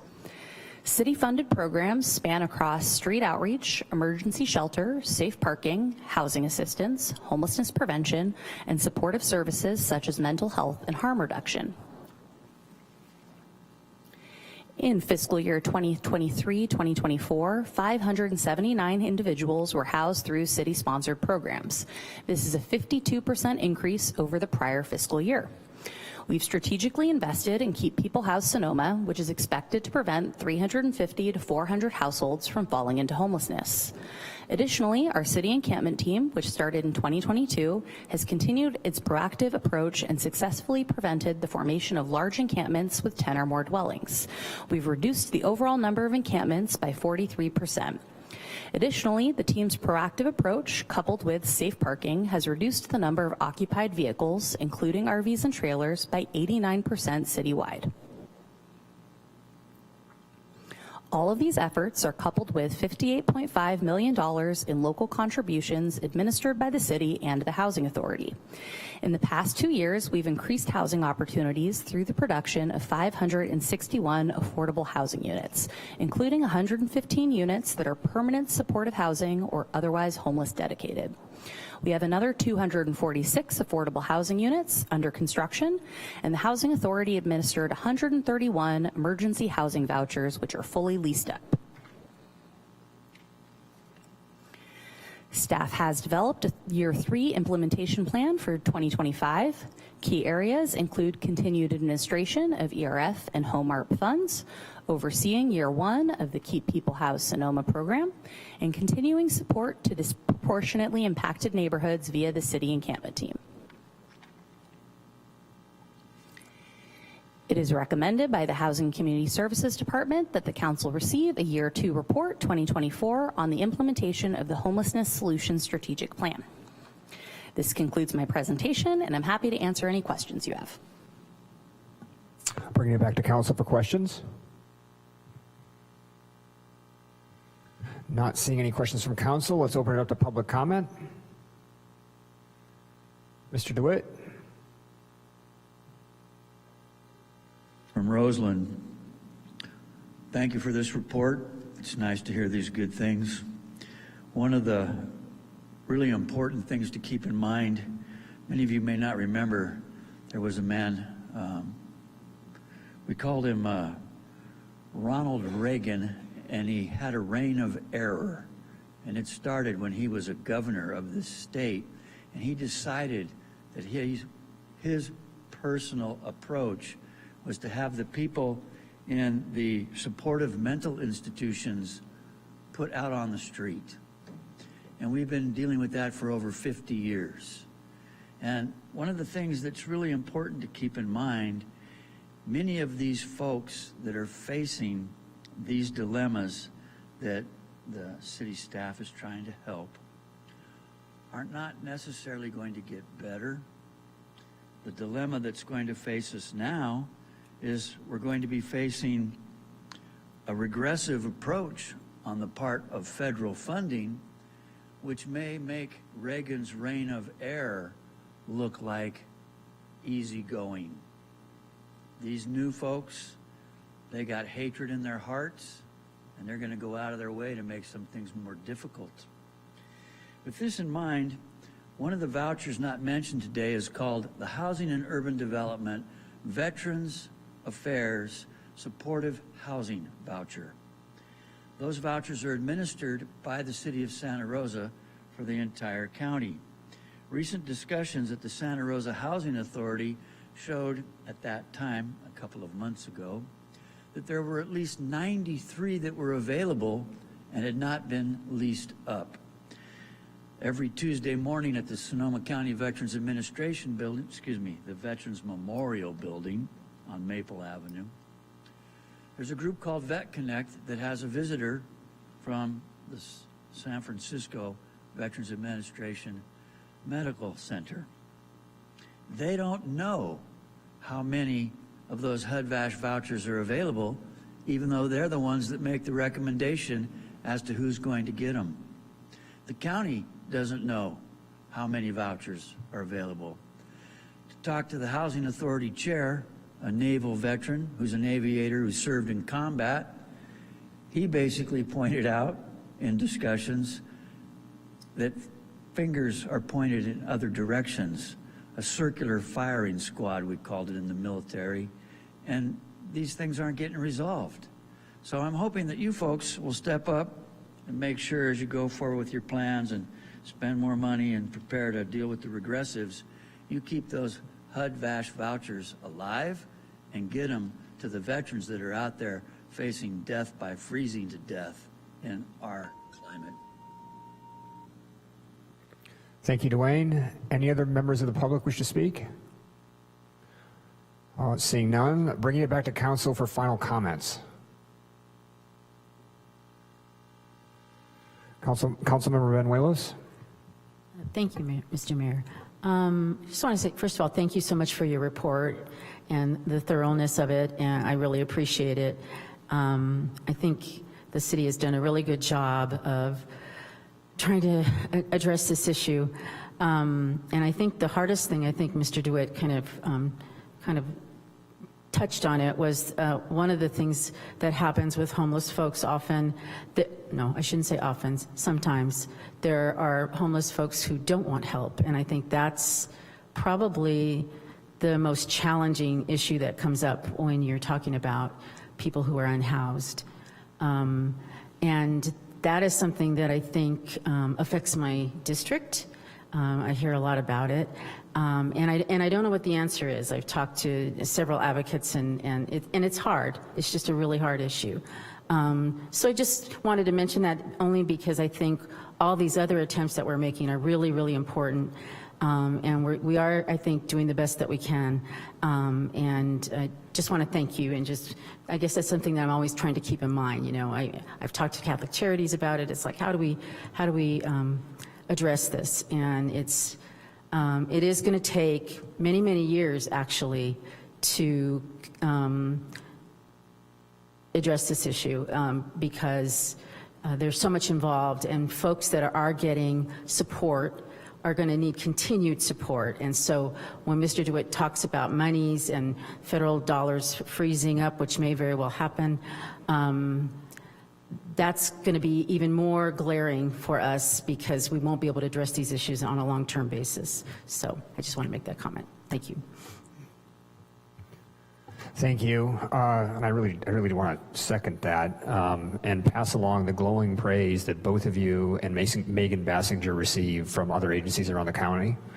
It was earlier this month that I was at the mayor and the council members meeting where they did, COTS did a presentation on Keep People Housed, and just shone a spotlight on the good work that you and the city of Santa Rosa are doing. And they couldn't say enough about how collegial you are and how nice it is to work with the city of Santa Rosa and you and your teams, and on innovative programs like Keep People Housed. And thank you, Madam City Manager, for bringing that from your past experience here.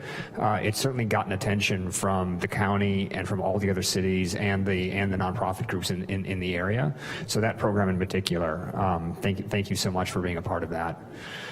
And with that, I'll turn it over to Councilmember Fleming. Thank you, Mayor. Thank you all for everything you do, and to help people want to get help, because they might be able to believe that our help is going to help. So with that, I'll bring a motion to receive a Year 2 report 2024 on the implementation of the Homeless Solutions Strat Plan for 2023-2027. Second. We have a motion from Councilmember Fleming and a second from Councilmember McDonald. Madam City Clerk. Councilmember Rogers is absent. Councilmember Okrepke? Aye. Councilmember McDonald? Aye. Councilmember Fleming? Councilmember Benuelos? Aye. Vice Mayor Alvarez has left the dais. Mayor Stapp? Aye. Let the record show this passes with 5 affirmative votes.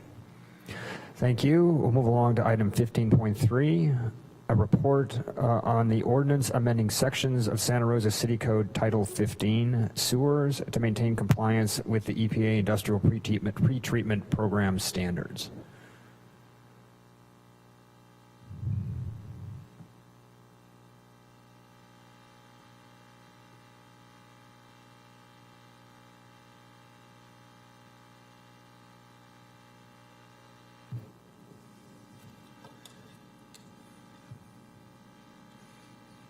Okay, good evening, Mayor and council members. I'm Martin St. George, and I'm here to present an ordinance amending sections of Santa Rosa City Code Title 15 sewers.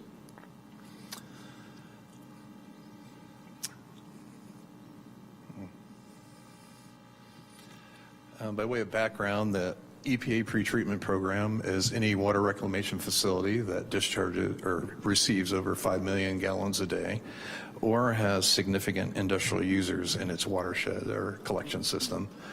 This would be like a Quayside or an Amy's Kitchen. What it means to have a source control program for industrial users is inspecting, sampling, and permitting these facilities. We enforce federal and local limits. We protect collection system staff and also treatment plant staff from any illicit discharges that could have the potential to upset the system. And we also monitor industrial sites for stormwater concerns and protect our waterways here in the city. EPA pretreatment audit is a part of the EPA pretreatment program, and the State Water Resources Control Board must audit each program once every 5 years or inspect every 1 to 2 years. The last audit was completed in 2022. So the reason for the code edits, there's 3 code edits today, and the first one, and under the definitions and categorical users, there are typographical errors that were noted, so we're bringing them forth to take care of these typographical errors that were in the code. The second proposed edit was a revised section for periodic compliance reports that clarifies that the industrial user must report their self-monitoring no less than twice per year unless the city performs the sampling and meter reads. In the last proposed section of code edits is record keeping and the requirement to the document the use of best management practices as part of record keeping. These are all considered very minor edits to the city code and very minor findings in the EPA pretreatment audit of the City of Santa Rosa Environmental Compliance Source Control Plan. So as a recommendation, it is recommended by the Board of Public Utilities and the Santa Rosa Water that Council, by ordinance, adopt amendments to sections of Santa Rosa City Code Title -15 Sewers, 15-04.030 Definitions, 16, 15-08.490 Periodic Compliance Reports, and 15-08.620 Record Keeping. Thank you so much, and I'm bringing it back to council with the sincere hope that somebody has a question. Please, somebody ask something. All right, fine. I'm going to ask one question. Can you name the staff member who found the additional space in pre-treatment? Who can find the additional? Who found it? Who called that error to light? That person needs an award. This is a member of the audit team from the state auditing board that found it. The city of Santa Rosa passes along our thanks. And with that, we're going to open this up to public comment. Dwayne, of all times. Oh, of course.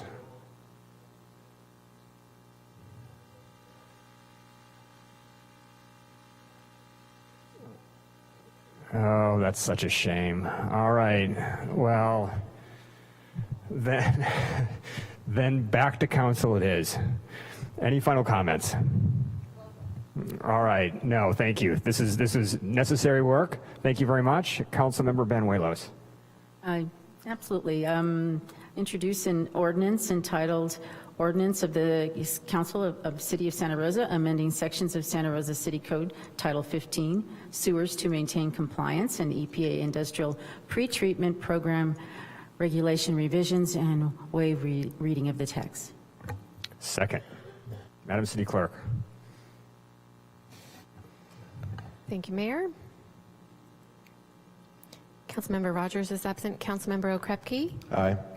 Councilmember McDonald. Aye. Councilmember Fleming. Aye. Councilmember Banuelos. Aye. Vice Mayor Alvarez is absent, and Mayor Stapp. Aye. Let the record show this passes with 5 affirmative votes. Thank you. And we'll move along to item 15.4, our report on mid-year budget adjustments.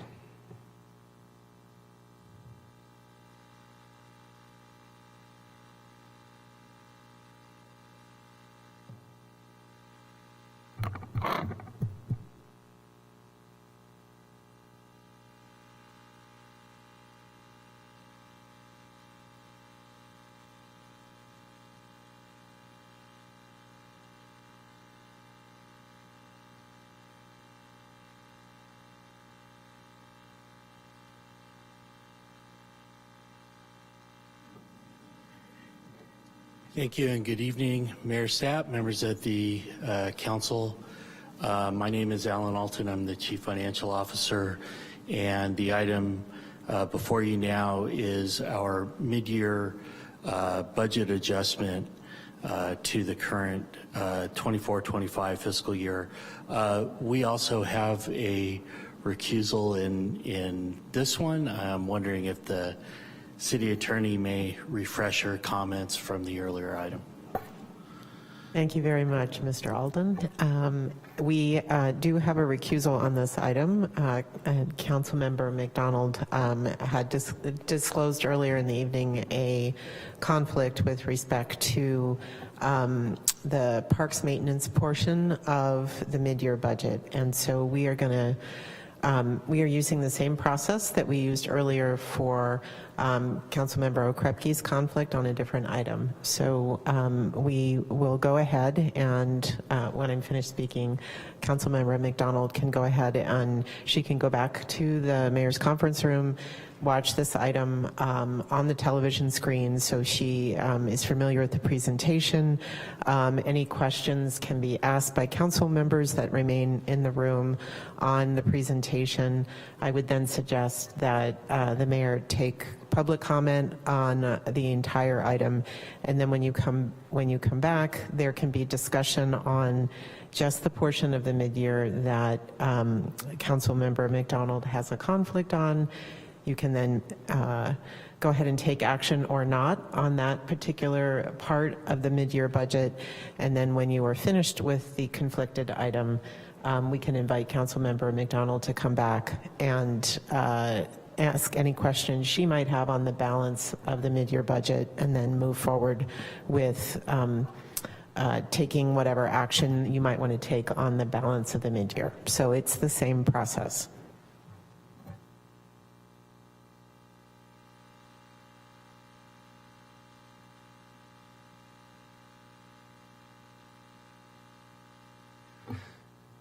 Again, we'll bring up the subject of walk-off music on a future council agenda.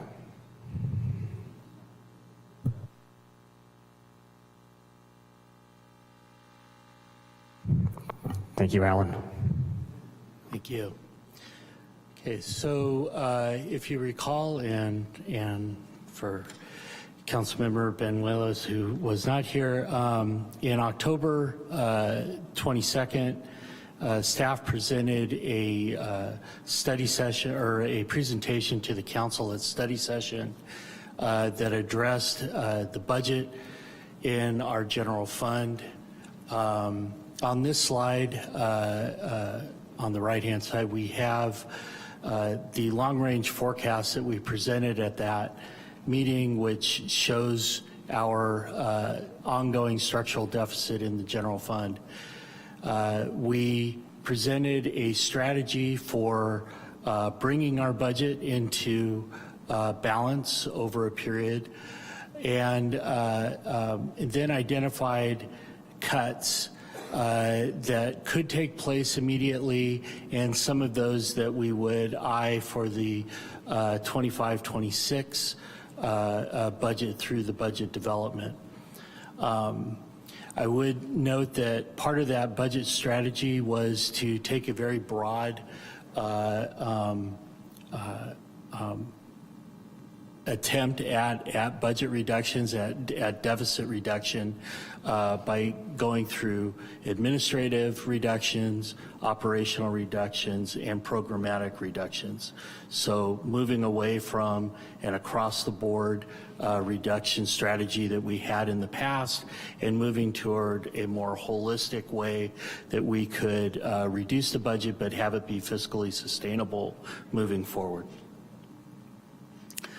So this item really has three components to it. The main item is, or the main action that we would ask of the council is to approve the recommended reductions for the 24-25 budget. The items that we laid out in study session, council is not, does not make an action at study session, so we needed to have this type of a companion item to make those reductions happen. And then we need to amend the 24-25 classification and salary plan to address a position in the water department. And then finally, we are requesting an appropriation. We received a member assessment from the Renewal Enterprise District, and as that was not a budgeted item, we need to increase appropriations in order to pay that assessment. So this slide just provides a very high-level overview of what we brought to the council in October versus where we are now. We've made some slight adjustments to the reduction list that we brought in October. At that point, we were looking at $21 million of one-time savings items and about $8.2 million of ongoing savings items for a total reductions of $29.4 million. This year, and we'll get into it, or this item, and I'll address it in a few slides forward. We have made some adjustments to this. We've removed the 115 pension trust withdrawal, so that brought the one-time savings items down to $9.2 million. And we made some slight tweaks to the reduction in vacant positions for 24-25, taking that number down from 8.2 million down to 7.4. This is it's a total of 5 FTE that were originally on that reduction list that we're actually adding back into the budget and removing from the reduction list. This slide is simply a very high level. Alan, we're going to interrupt with apologies. We're going to interrupt for 1 second. Councilmember Fleming. Yeah, thank you, Mayor. As we go through this, I just wanted to clarify for myself and the public, when you say we discontinued the withdrawal of the pension, can you explain how that saves us money? We annually, we put money in. How does not, can you clarify for us? Sure, I can. It's actually in a slide coming up. Okay, I'll hold my question then. But I can, let me get to it there and I'll be able to. Thank you. So this is just again, a high-level slide of what the departments, the general fund departments, the reductions that they proposed. These are the ones that would be effective today should the council approve, and their relation to, or percentage relation to their budget.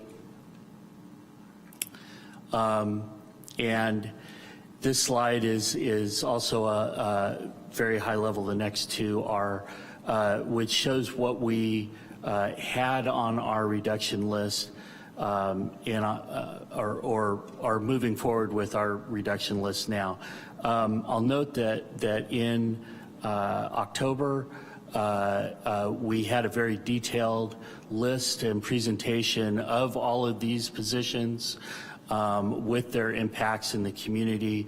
There's really only 5 that are affected. Those I'll address in a few slides. Given that there was no feedback from council on these, we just left this at a high level, figuring that this was okay to move forward.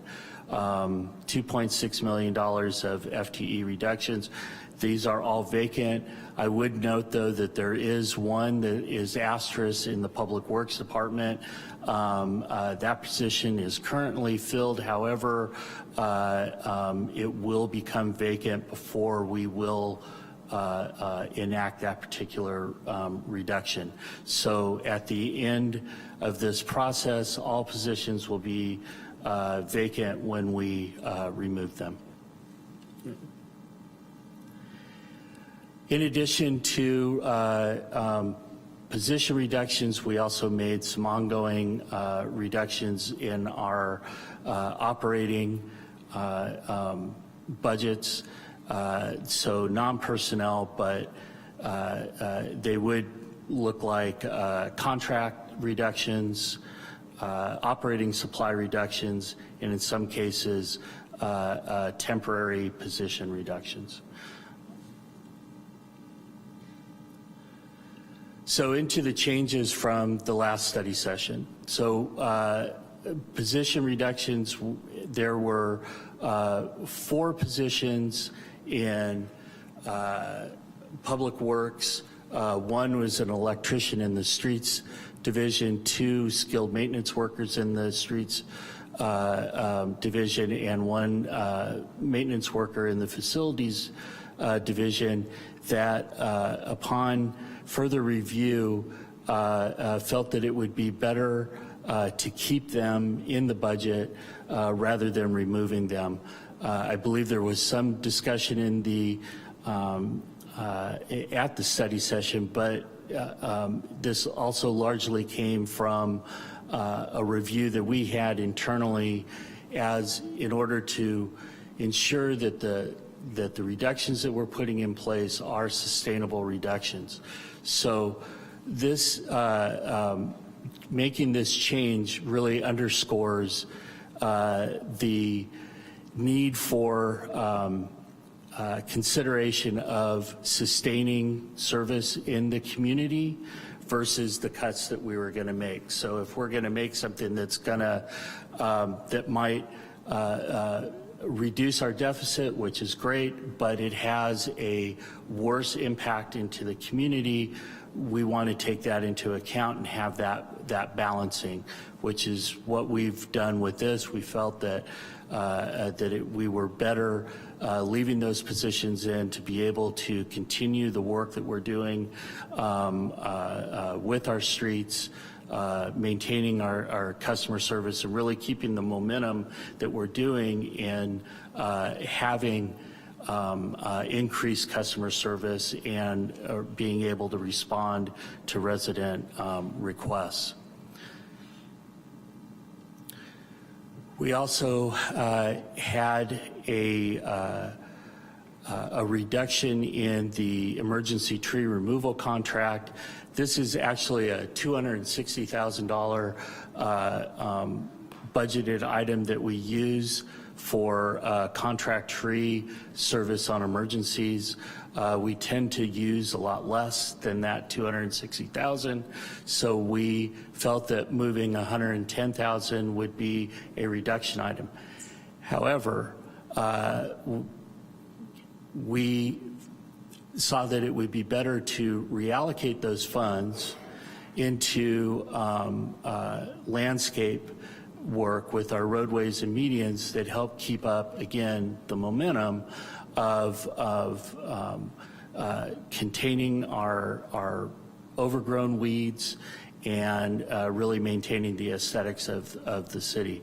So again, it's that balancing of being able to provide that type of a service that will have a benefit to the community versus a, in comparison, smaller reduction to the deficit.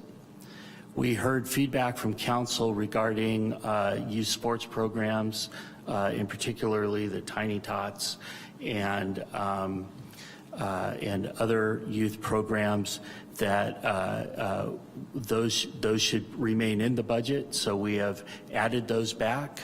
The department will absorb those costs, or we will find funding from other sources, but right now those are off the table and back in the budget. In order to run all of our recreation programs, but especially our softball program, which was also on the list, we need to add back a recreation coordinator, which was on the list previously. So that gives you your 5 FTE that we are removing from the reduction list. That position will be able to oversee the youth sports programs, but also with the some restructuring that we've done in the recreation department and a small fee increase on the registration per softball team, we will be able to maintain the softball program at a net cost of about $9,000. Given that I used to play adult softball here, the teams are generally anywhere from 10 to 15 people on the roster. A $50 increase is one that could be absorbed by teams without too much hardship. Finally, we get to the 115 trust items. So the 115 trust is a way that we use PG&E funds to create a section 115 which is a IRS designation. It allows us to have a separate trust that we can invest more aggressively than we can with our own city investment portfolio. We started that fund with $10 million. There's currently about $12 million in there. We removing the funds would be a one-time reduction, and at the time we brought it forward as an option that we could apply that toward our ongoing offsetting the operating costs in the general fund. We would essentially make a large UAL payment and unfunded liability payment to PERS. That would provide us very minimal relief. The council recognized the fact that this is a producing fund at that point and asked us to hold off on that withdrawal. We can always come back to it should our operational needs require in the general fund, but right now that thing is earning money, so we would just have it compound and continue to earn money. We are not adding funds to it. So it's just going to grow off of that 12 million and hopefully get larger from there.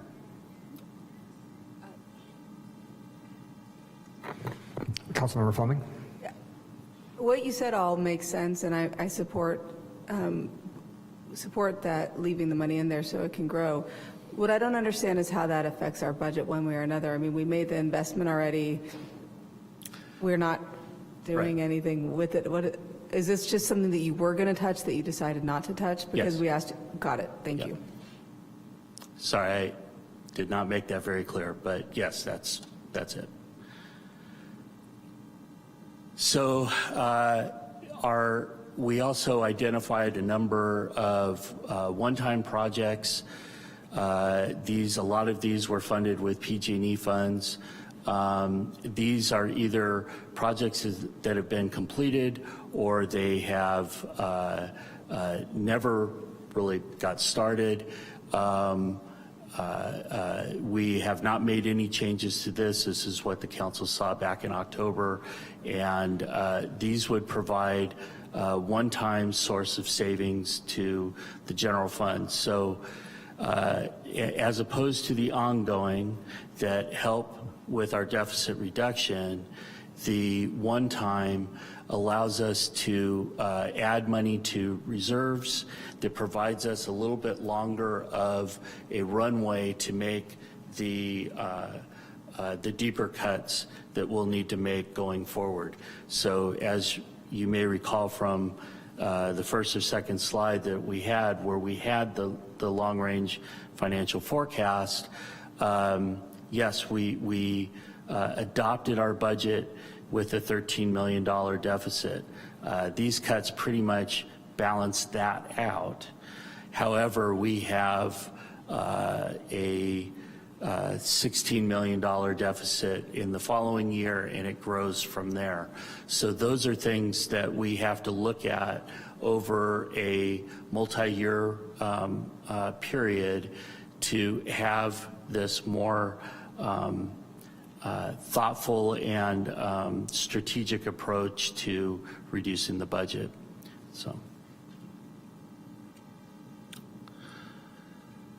So outside of the budget changes that we're requesting, we have a couple of other items, cleanup items, if you will. So one is a classification change. This is something that we do typically do at a mid-year adjustment or during the budget, and which is to make classification changes to our existing classifications. During the 24-25 budget adoption, we did add a position, a 1 FTE that was an Environmental Compliance Inspector 3. That position was merely a placeholder for us to develop the classification and appropriate rate class for a trucked waste program coordinator. So we've done that. And so now we're asking to basically delete the environmental compliance inspector and add the trucked waste program coordinator. Both positions, well, the existing environmental compliance inspector obviously is a vacant position, so we're just making this change. From a net position standpoint, it's zero net. There is a change in salary, which this position is about $5,000 more than the environmental compliance inspector. The water department can absorb that extra cost in their budget with their existing appropriations, and that increased amount will be on future budgets going forward. This position is a mid-management position that will coordinate the field and office work relative to the trucked waste program, and it will also monitor discharges by waste haulers into the subregional wastewater treatment system. And finally, the last item to address is we did receive a member assessment from the Renewal Enterprise District, or RED. So just for way of context, in 2021, the city loaned the RED along with the county. We established the RED actually with a $10 million loan. That amount was matched by the county. At the same time, the city and the county contributed $50,000 each to establish a general fund reserve for the district. We received a one-time member assessment in February of 23, which we paid. We were able to find appropriations to pay those funds. We received another request for an assessment in December. Given where we are with our budget, we did not have that much of existing appropriations that we could cobble together for this. So I was already bringing this item, so we just added it to it as an appropriation from the reserves, which we will be able to pay the assessment. There is a fiscal impact to this item, especially on the budget sides, and it is a positive one. The recommended reductions will provide deficit relief to the general fund on an ongoing basis, about $4 million worth. It'll also increase our reserves by about $9 million. Providing the needed cushion to be able to deal with further imbalance while we balance our budget over the next few years. As I mentioned, there is a slight increase in costs in the water budget relative to the a new position classification, but it is something that can be absorbed by the water budget. And the $50,000 member assessment will have a very nominal minor impact to the general fund reserves. Basically, it'll come out of the money that we're putting back into it. Will, one part will come out, and it won't even change the rounding on it.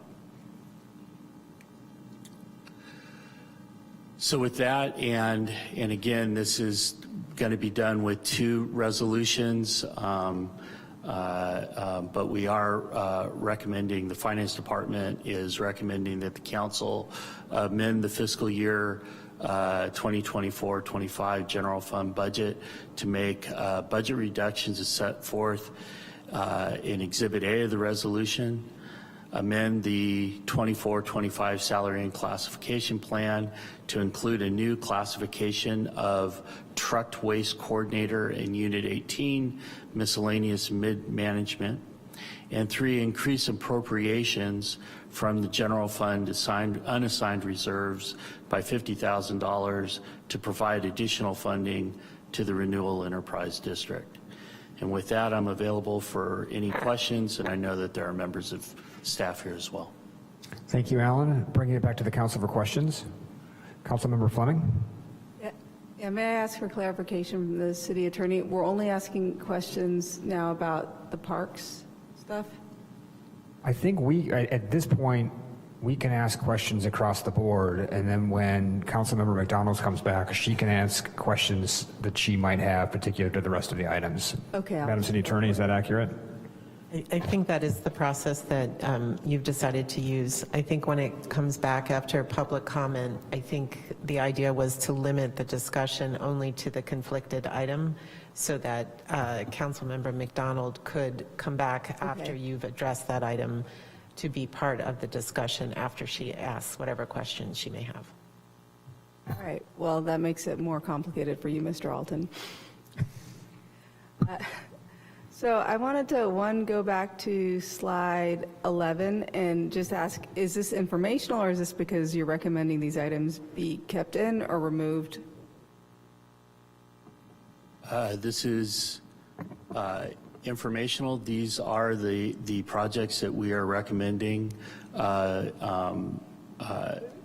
to end those projects essentially, and would then take that funding and move them into the general fund reserves. So this is, as we explained in October, this is the list of projects that we've gone through and determined that they are what we call stale appropriations. Can you say that again? Stale appropriations. Basically, funds that are just sitting in a project that have not been spent over a period or have not even begun moving forward, and there's no,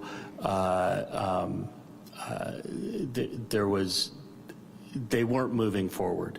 There weren't the resources to be able to move those forward. So instead of having them sit in a project key, we will move them back into our reserves and be able to provide that flexibility there.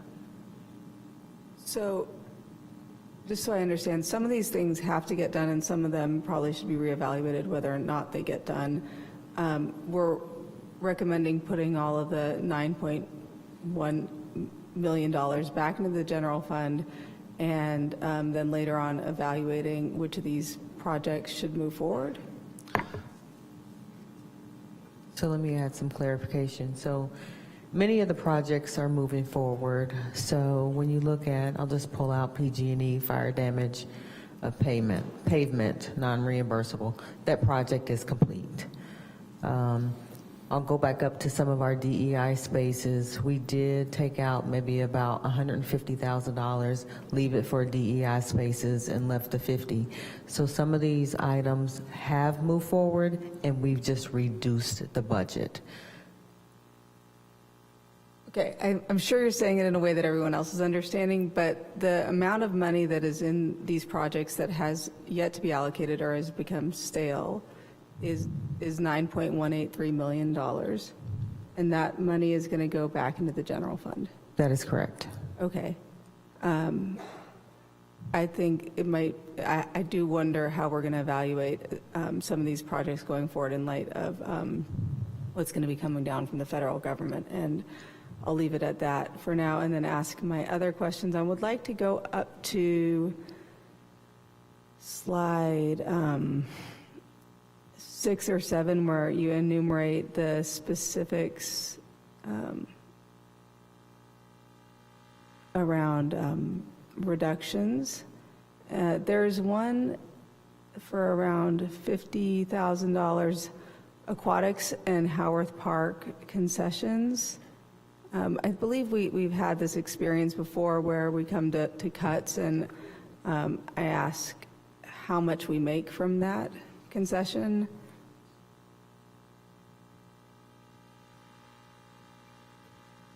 Yes, I do recall those questions. You would think I would have a good answer as a result, and I'll give you a clue. It's pretty close to what we pay for the experience.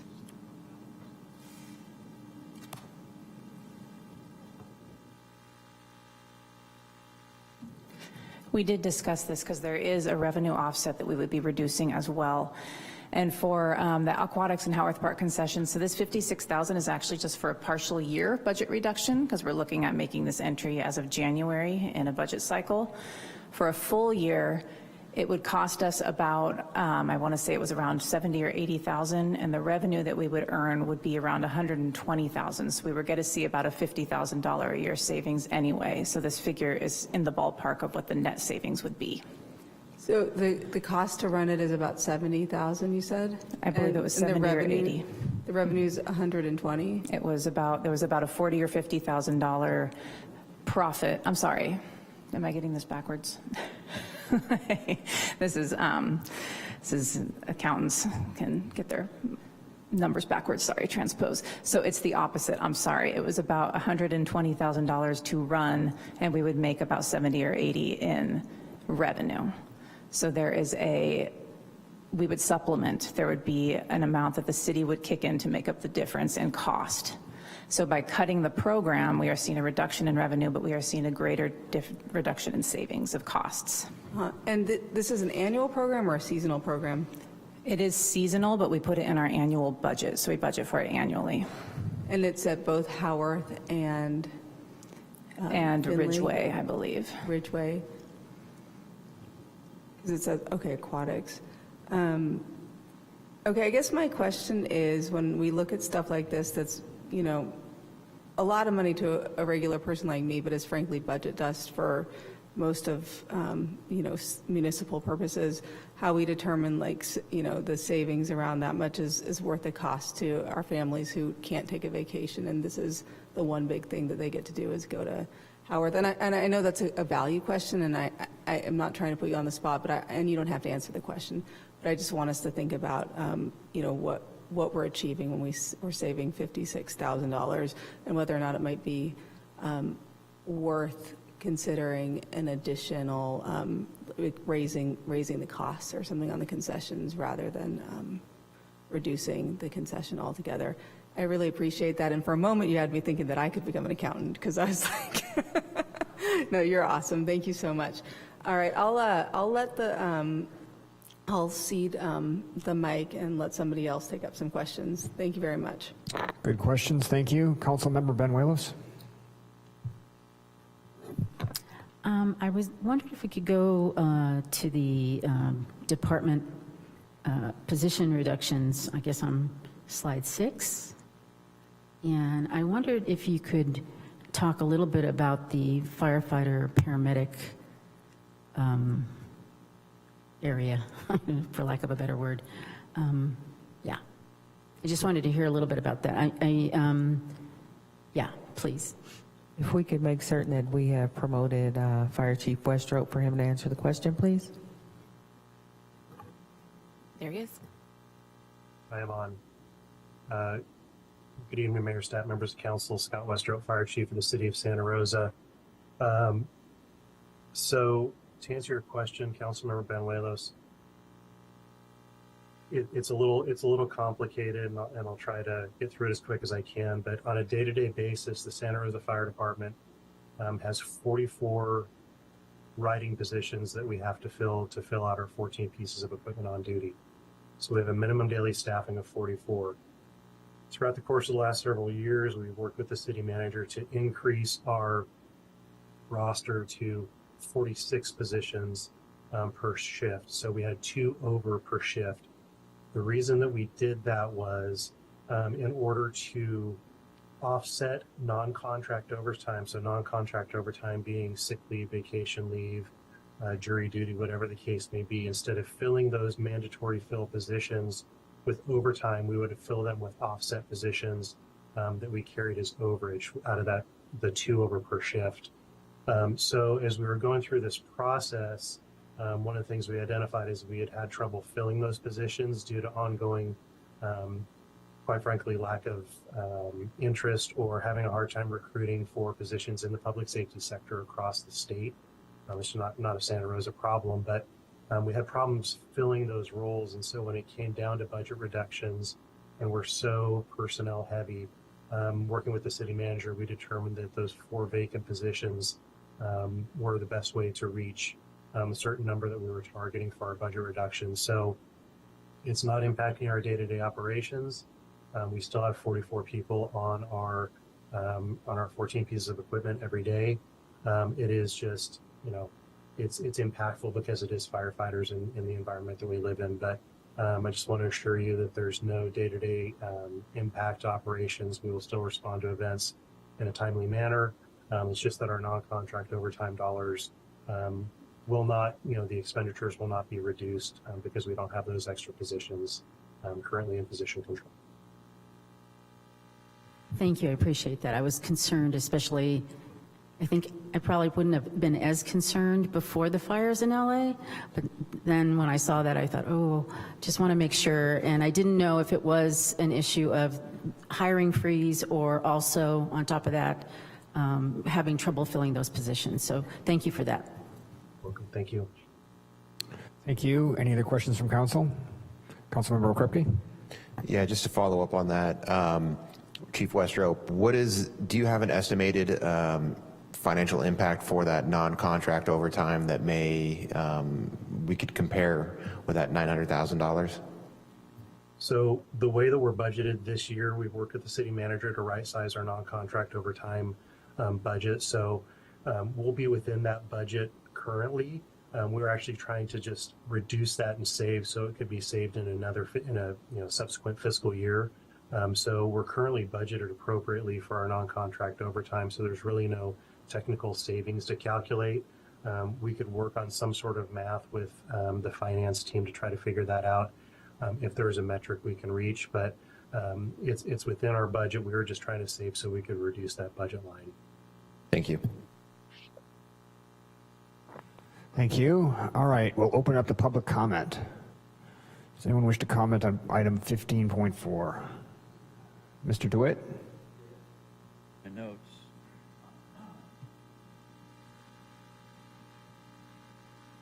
Thank you kindly. Congratulations. My name is Dwayne DeWitt from Roseland. Congratulate the staff on working diligently upon a difficult topic.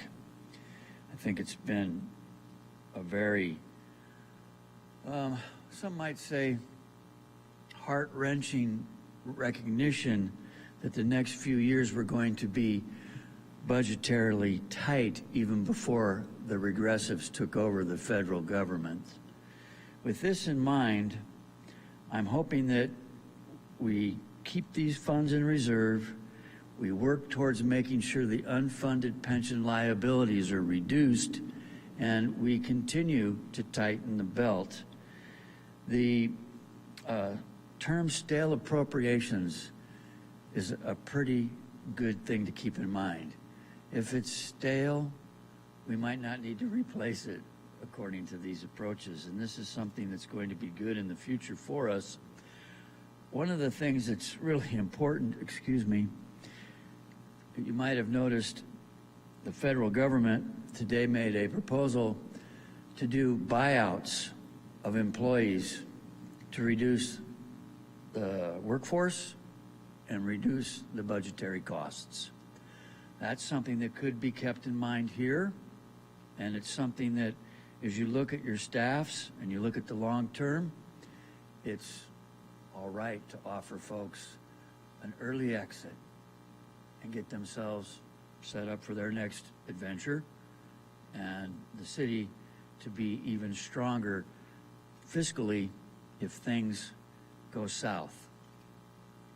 One of the approaches that's important is it was not stated today about some obligations you've taken on. There's been discussions of a $32 million new fire station in the Bellevue district. That's some big money. You can do fire stations on the sites of old car washes. You can do them relatively small. You don't have to spend a lot of big money to protect an area with the firefighters that you have. So, thank goodness we have firefighters. Thank goodness we have police force. Thank goodness we look out for the future of our residents who'll be here. One of the most important things is also what Councilmember Fleming was pointing out in a way, the quality of life, the basic use of the Ridgeway pool. It is vacation for so many families, and having concessions there is important. So thank you for looking at everything.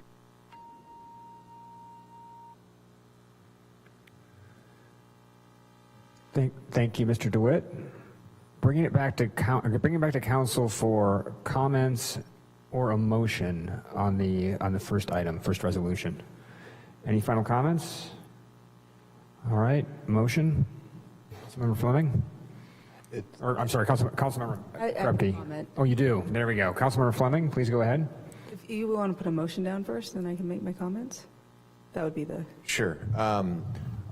I'll move to adopt a resolution entitled Resolution of the Council of the City of Santa Rosa amending the maintenance proportion of the fiscal year 2024-25 Recreation and Parks Department General Fund budget for budget reductions. Second. Did you wish to make a comment? I would, thank you. And I love that we did the process correctly, where we put the motion on the floor before we take comments. Great getting back to the process. So I think that these are always really difficult things, and I'm really grateful to the staff for going through their budgets, none of which were robust to start with. And thank you to you, Alan, and your amazing staff for helping us to see what we need to do. I don't think it'll come as any major surprise that I would like us to consider not cutting the concessions at the two parks for an average of $27,000 at each site. These families can have the summer vacation that is, emblematic of the city of Santa Rosa. And so I hope that I can get a second for that friendly amendment / comment, or that it'll be accepted.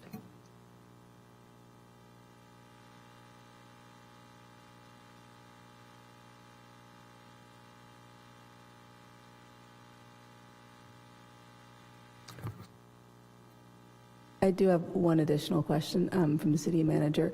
Do you have the direction that you need for the allocations for the Renewal Enterprise District?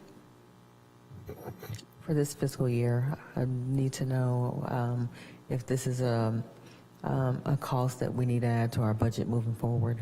Yeah, I just couldn't tell from the recommendation if it was part of the it looks like it's part of the recommendation to me. It's in the next resolution. Okay, all right.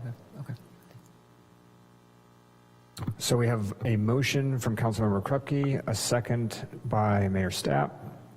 Madam City Clerk. Thank you. Councilmember Rogers is absent. Councilmember Krupke? Aye. Councilmember McDonald has recused. Councilmember Fleming? Councilmember Banuelos? Aye. Vice Mayor Alvarez is absent. Mayor Stapp? Aye. Let the record show this passes with 4 affirmative votes. Thank you very much. And we'll invite Councilmember McDonald to come back in. As Councilwoman McDonald walks in and we start having discussions with the staff on reductions moving forward, we can begin to think about if there are costs we need to raise, such as concessions, in order to, offset. I understand what you're saying. We want families to be able to recreate, right? So if they can't just buy a hot dog or a juicy out there, we can start looking at that, raising costs, see where we can raise costs to offset, make certain that it's in a positive and not negative, not even budget neutral. But make sure we're bringing some revenue in. So we can go back to staff and we can take a look at that as well as we bring back the second round of recommendations. I really appreciate that, and my experience at the sites is, I know families are struggling, but our costs for those items at our sites are really, really low. And I think it might be worth trying to figure out how to get revenue neutral in difficult times. Thank you to you both. Councilmember McDonald, welcome back. And do you have any questions you'd like to ask of staff on this presentation? No questions for Councilmember McDonald. All right, so bring it back to council then for more general comments. Well, actually, let's do it Councilmember Fleming's way. Would you like to do a motion first? Councilmember Krupke? Just to point out, it's not Councilmember Fleming's way, it's parliamentary procedure. Potato. So I will move to adopt a resolution entitled Resolution of the Council of the City of Santa Rosa amending the fiscal year 2024-2025 general fund budget for budget reductions and to amend the city's classification and salary plan to include a new classification of trucked waste coordinator and to increase appropriations from the unassigned general fund reserves to provide additional funding to the Renewal Enterprise District. Second. We have a motion and a second. Any final comments on this presentation? Councilmember Banuelos? Just a comment I wanted to thank staff for such a thorough presentation. I did go back and review October 22nd, so I would know what the comments were earlier that council made. So I do understand why we needed to do this, and I really appreciate all of your work. And I also wanted to say I support what Councilmember Fleming is saying. I think that's a wonderful idea. Thank you. Councilmember Fleming? Yes, I wanted to thank the city manager for bringing forward this allocation, this recommendation, and the staff as well. I think that, we heard a comment earlier which suggested that the Renewal Enterprise District was somehow related to the successor agency. And I wanted to use this opportunity to discuss a little bit about what we do. I've sat on the Renewal Enterprise District for almost 6 years. And since its inception following the fires in 2017, we have put in a total of $20 million, 10 from the County of Sonoma, 10 from the City of Santa Rosa, and for an administrative cost of $50,000 a year. The Renewal Enterprise District over the last 5 years has been instrumental in bringing in last dollar funding to build over 600 units in the downtown core, some market rate, some affordable, but units which otherwise would not have penciled out. And so now we have thousands of people who are living or will live in our downtown core with roofs over their heads, not only meeting our goals around housing and urbanization, but also climate and affordability. And so this is, to my mind, a really small cost for a really big impact. And I want to thank our executive director, Robin Stefani, for making it down here to see if we had any questions. Thank you for your time and all of your efforts. So a sincere appreciation to everybody who makes this happen.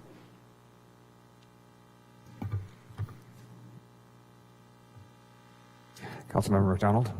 Thank you, Mayor. Thank you for the presentation. Although I just had to watch it from a camera upstairs, I do want to say I appreciate meeting with you ahead of time, City Manager, to really be able to go through some of these recommendations. I wasn't able to hear what Councilmember Fleming said about programs to save, but that you were able to take some of our feedback and incorporate that into the cuts this time, specifically the preschool programs, Tiny Tots, and some of those other ones that were very, very low. Is that what you talked about earlier? Well, Well, good. Then I'm glad I said something. But other than that, making cuts is never a fun thing to do. It's much more fun to spend money, I found. So this part of being a decision maker is really tough on all of us, but I really appreciate the thoughtfulness. I look forward to goal setting and seeing how we can diversify the money that does come in to City Council. I do want to ask that we have more information brought forward to Council around our investment portfolio and how that works. I think that would be something, as we're looking at budget discussions, of how we're investing that money and having a clearer picture of that would be helpful to me. So with that, you can go ahead and... I'll just add my final thanks as well to Alan and to the city manager. I mean, this has been 12, 18 months of ongoing work, and it's getting ever more granular. This was a very detailed picture, even with this budget update, and it gave us a really good sense of the kind of thinking that's going on, the kind of creative thinking that's happening in the city. And we know there's years left of this to come. So just thanks to both of you, thanks to the entire finance staff for all the work that's happening behind the scenes. And with that, we have a motion and a second. Madam City Clerk. Thank you. Councilmember Rogers is absent. Councilmember Okrepke. Aye. Councilmember McDonald. Aye. Councilmember Fleming. Aye. Councilmember Benuelos. Aye. Vice Mayor Alvarez is absent. Mayor Stapp. Aye. Let the record show this passes with 5 affirmative votes. Thank you. We'll move ahead to item 17, written communications. We have none this week. Item 18, public comment on non-agenda matters. Are there any members of the public here who'd like to make public comment on any items not on the agenda? Seeing none, we move on to item 20. And before adjourning, I just want to repeat a note that we made when the RECA group was here. We want to remember Joe Wong tonight. So he was clearly a beloved member of the community. He did so much with the Red Empire Chinese Association and other community groups. It was nice to have his friends and family here. Thank you to the entire Wong family. And with that, we're adjourned.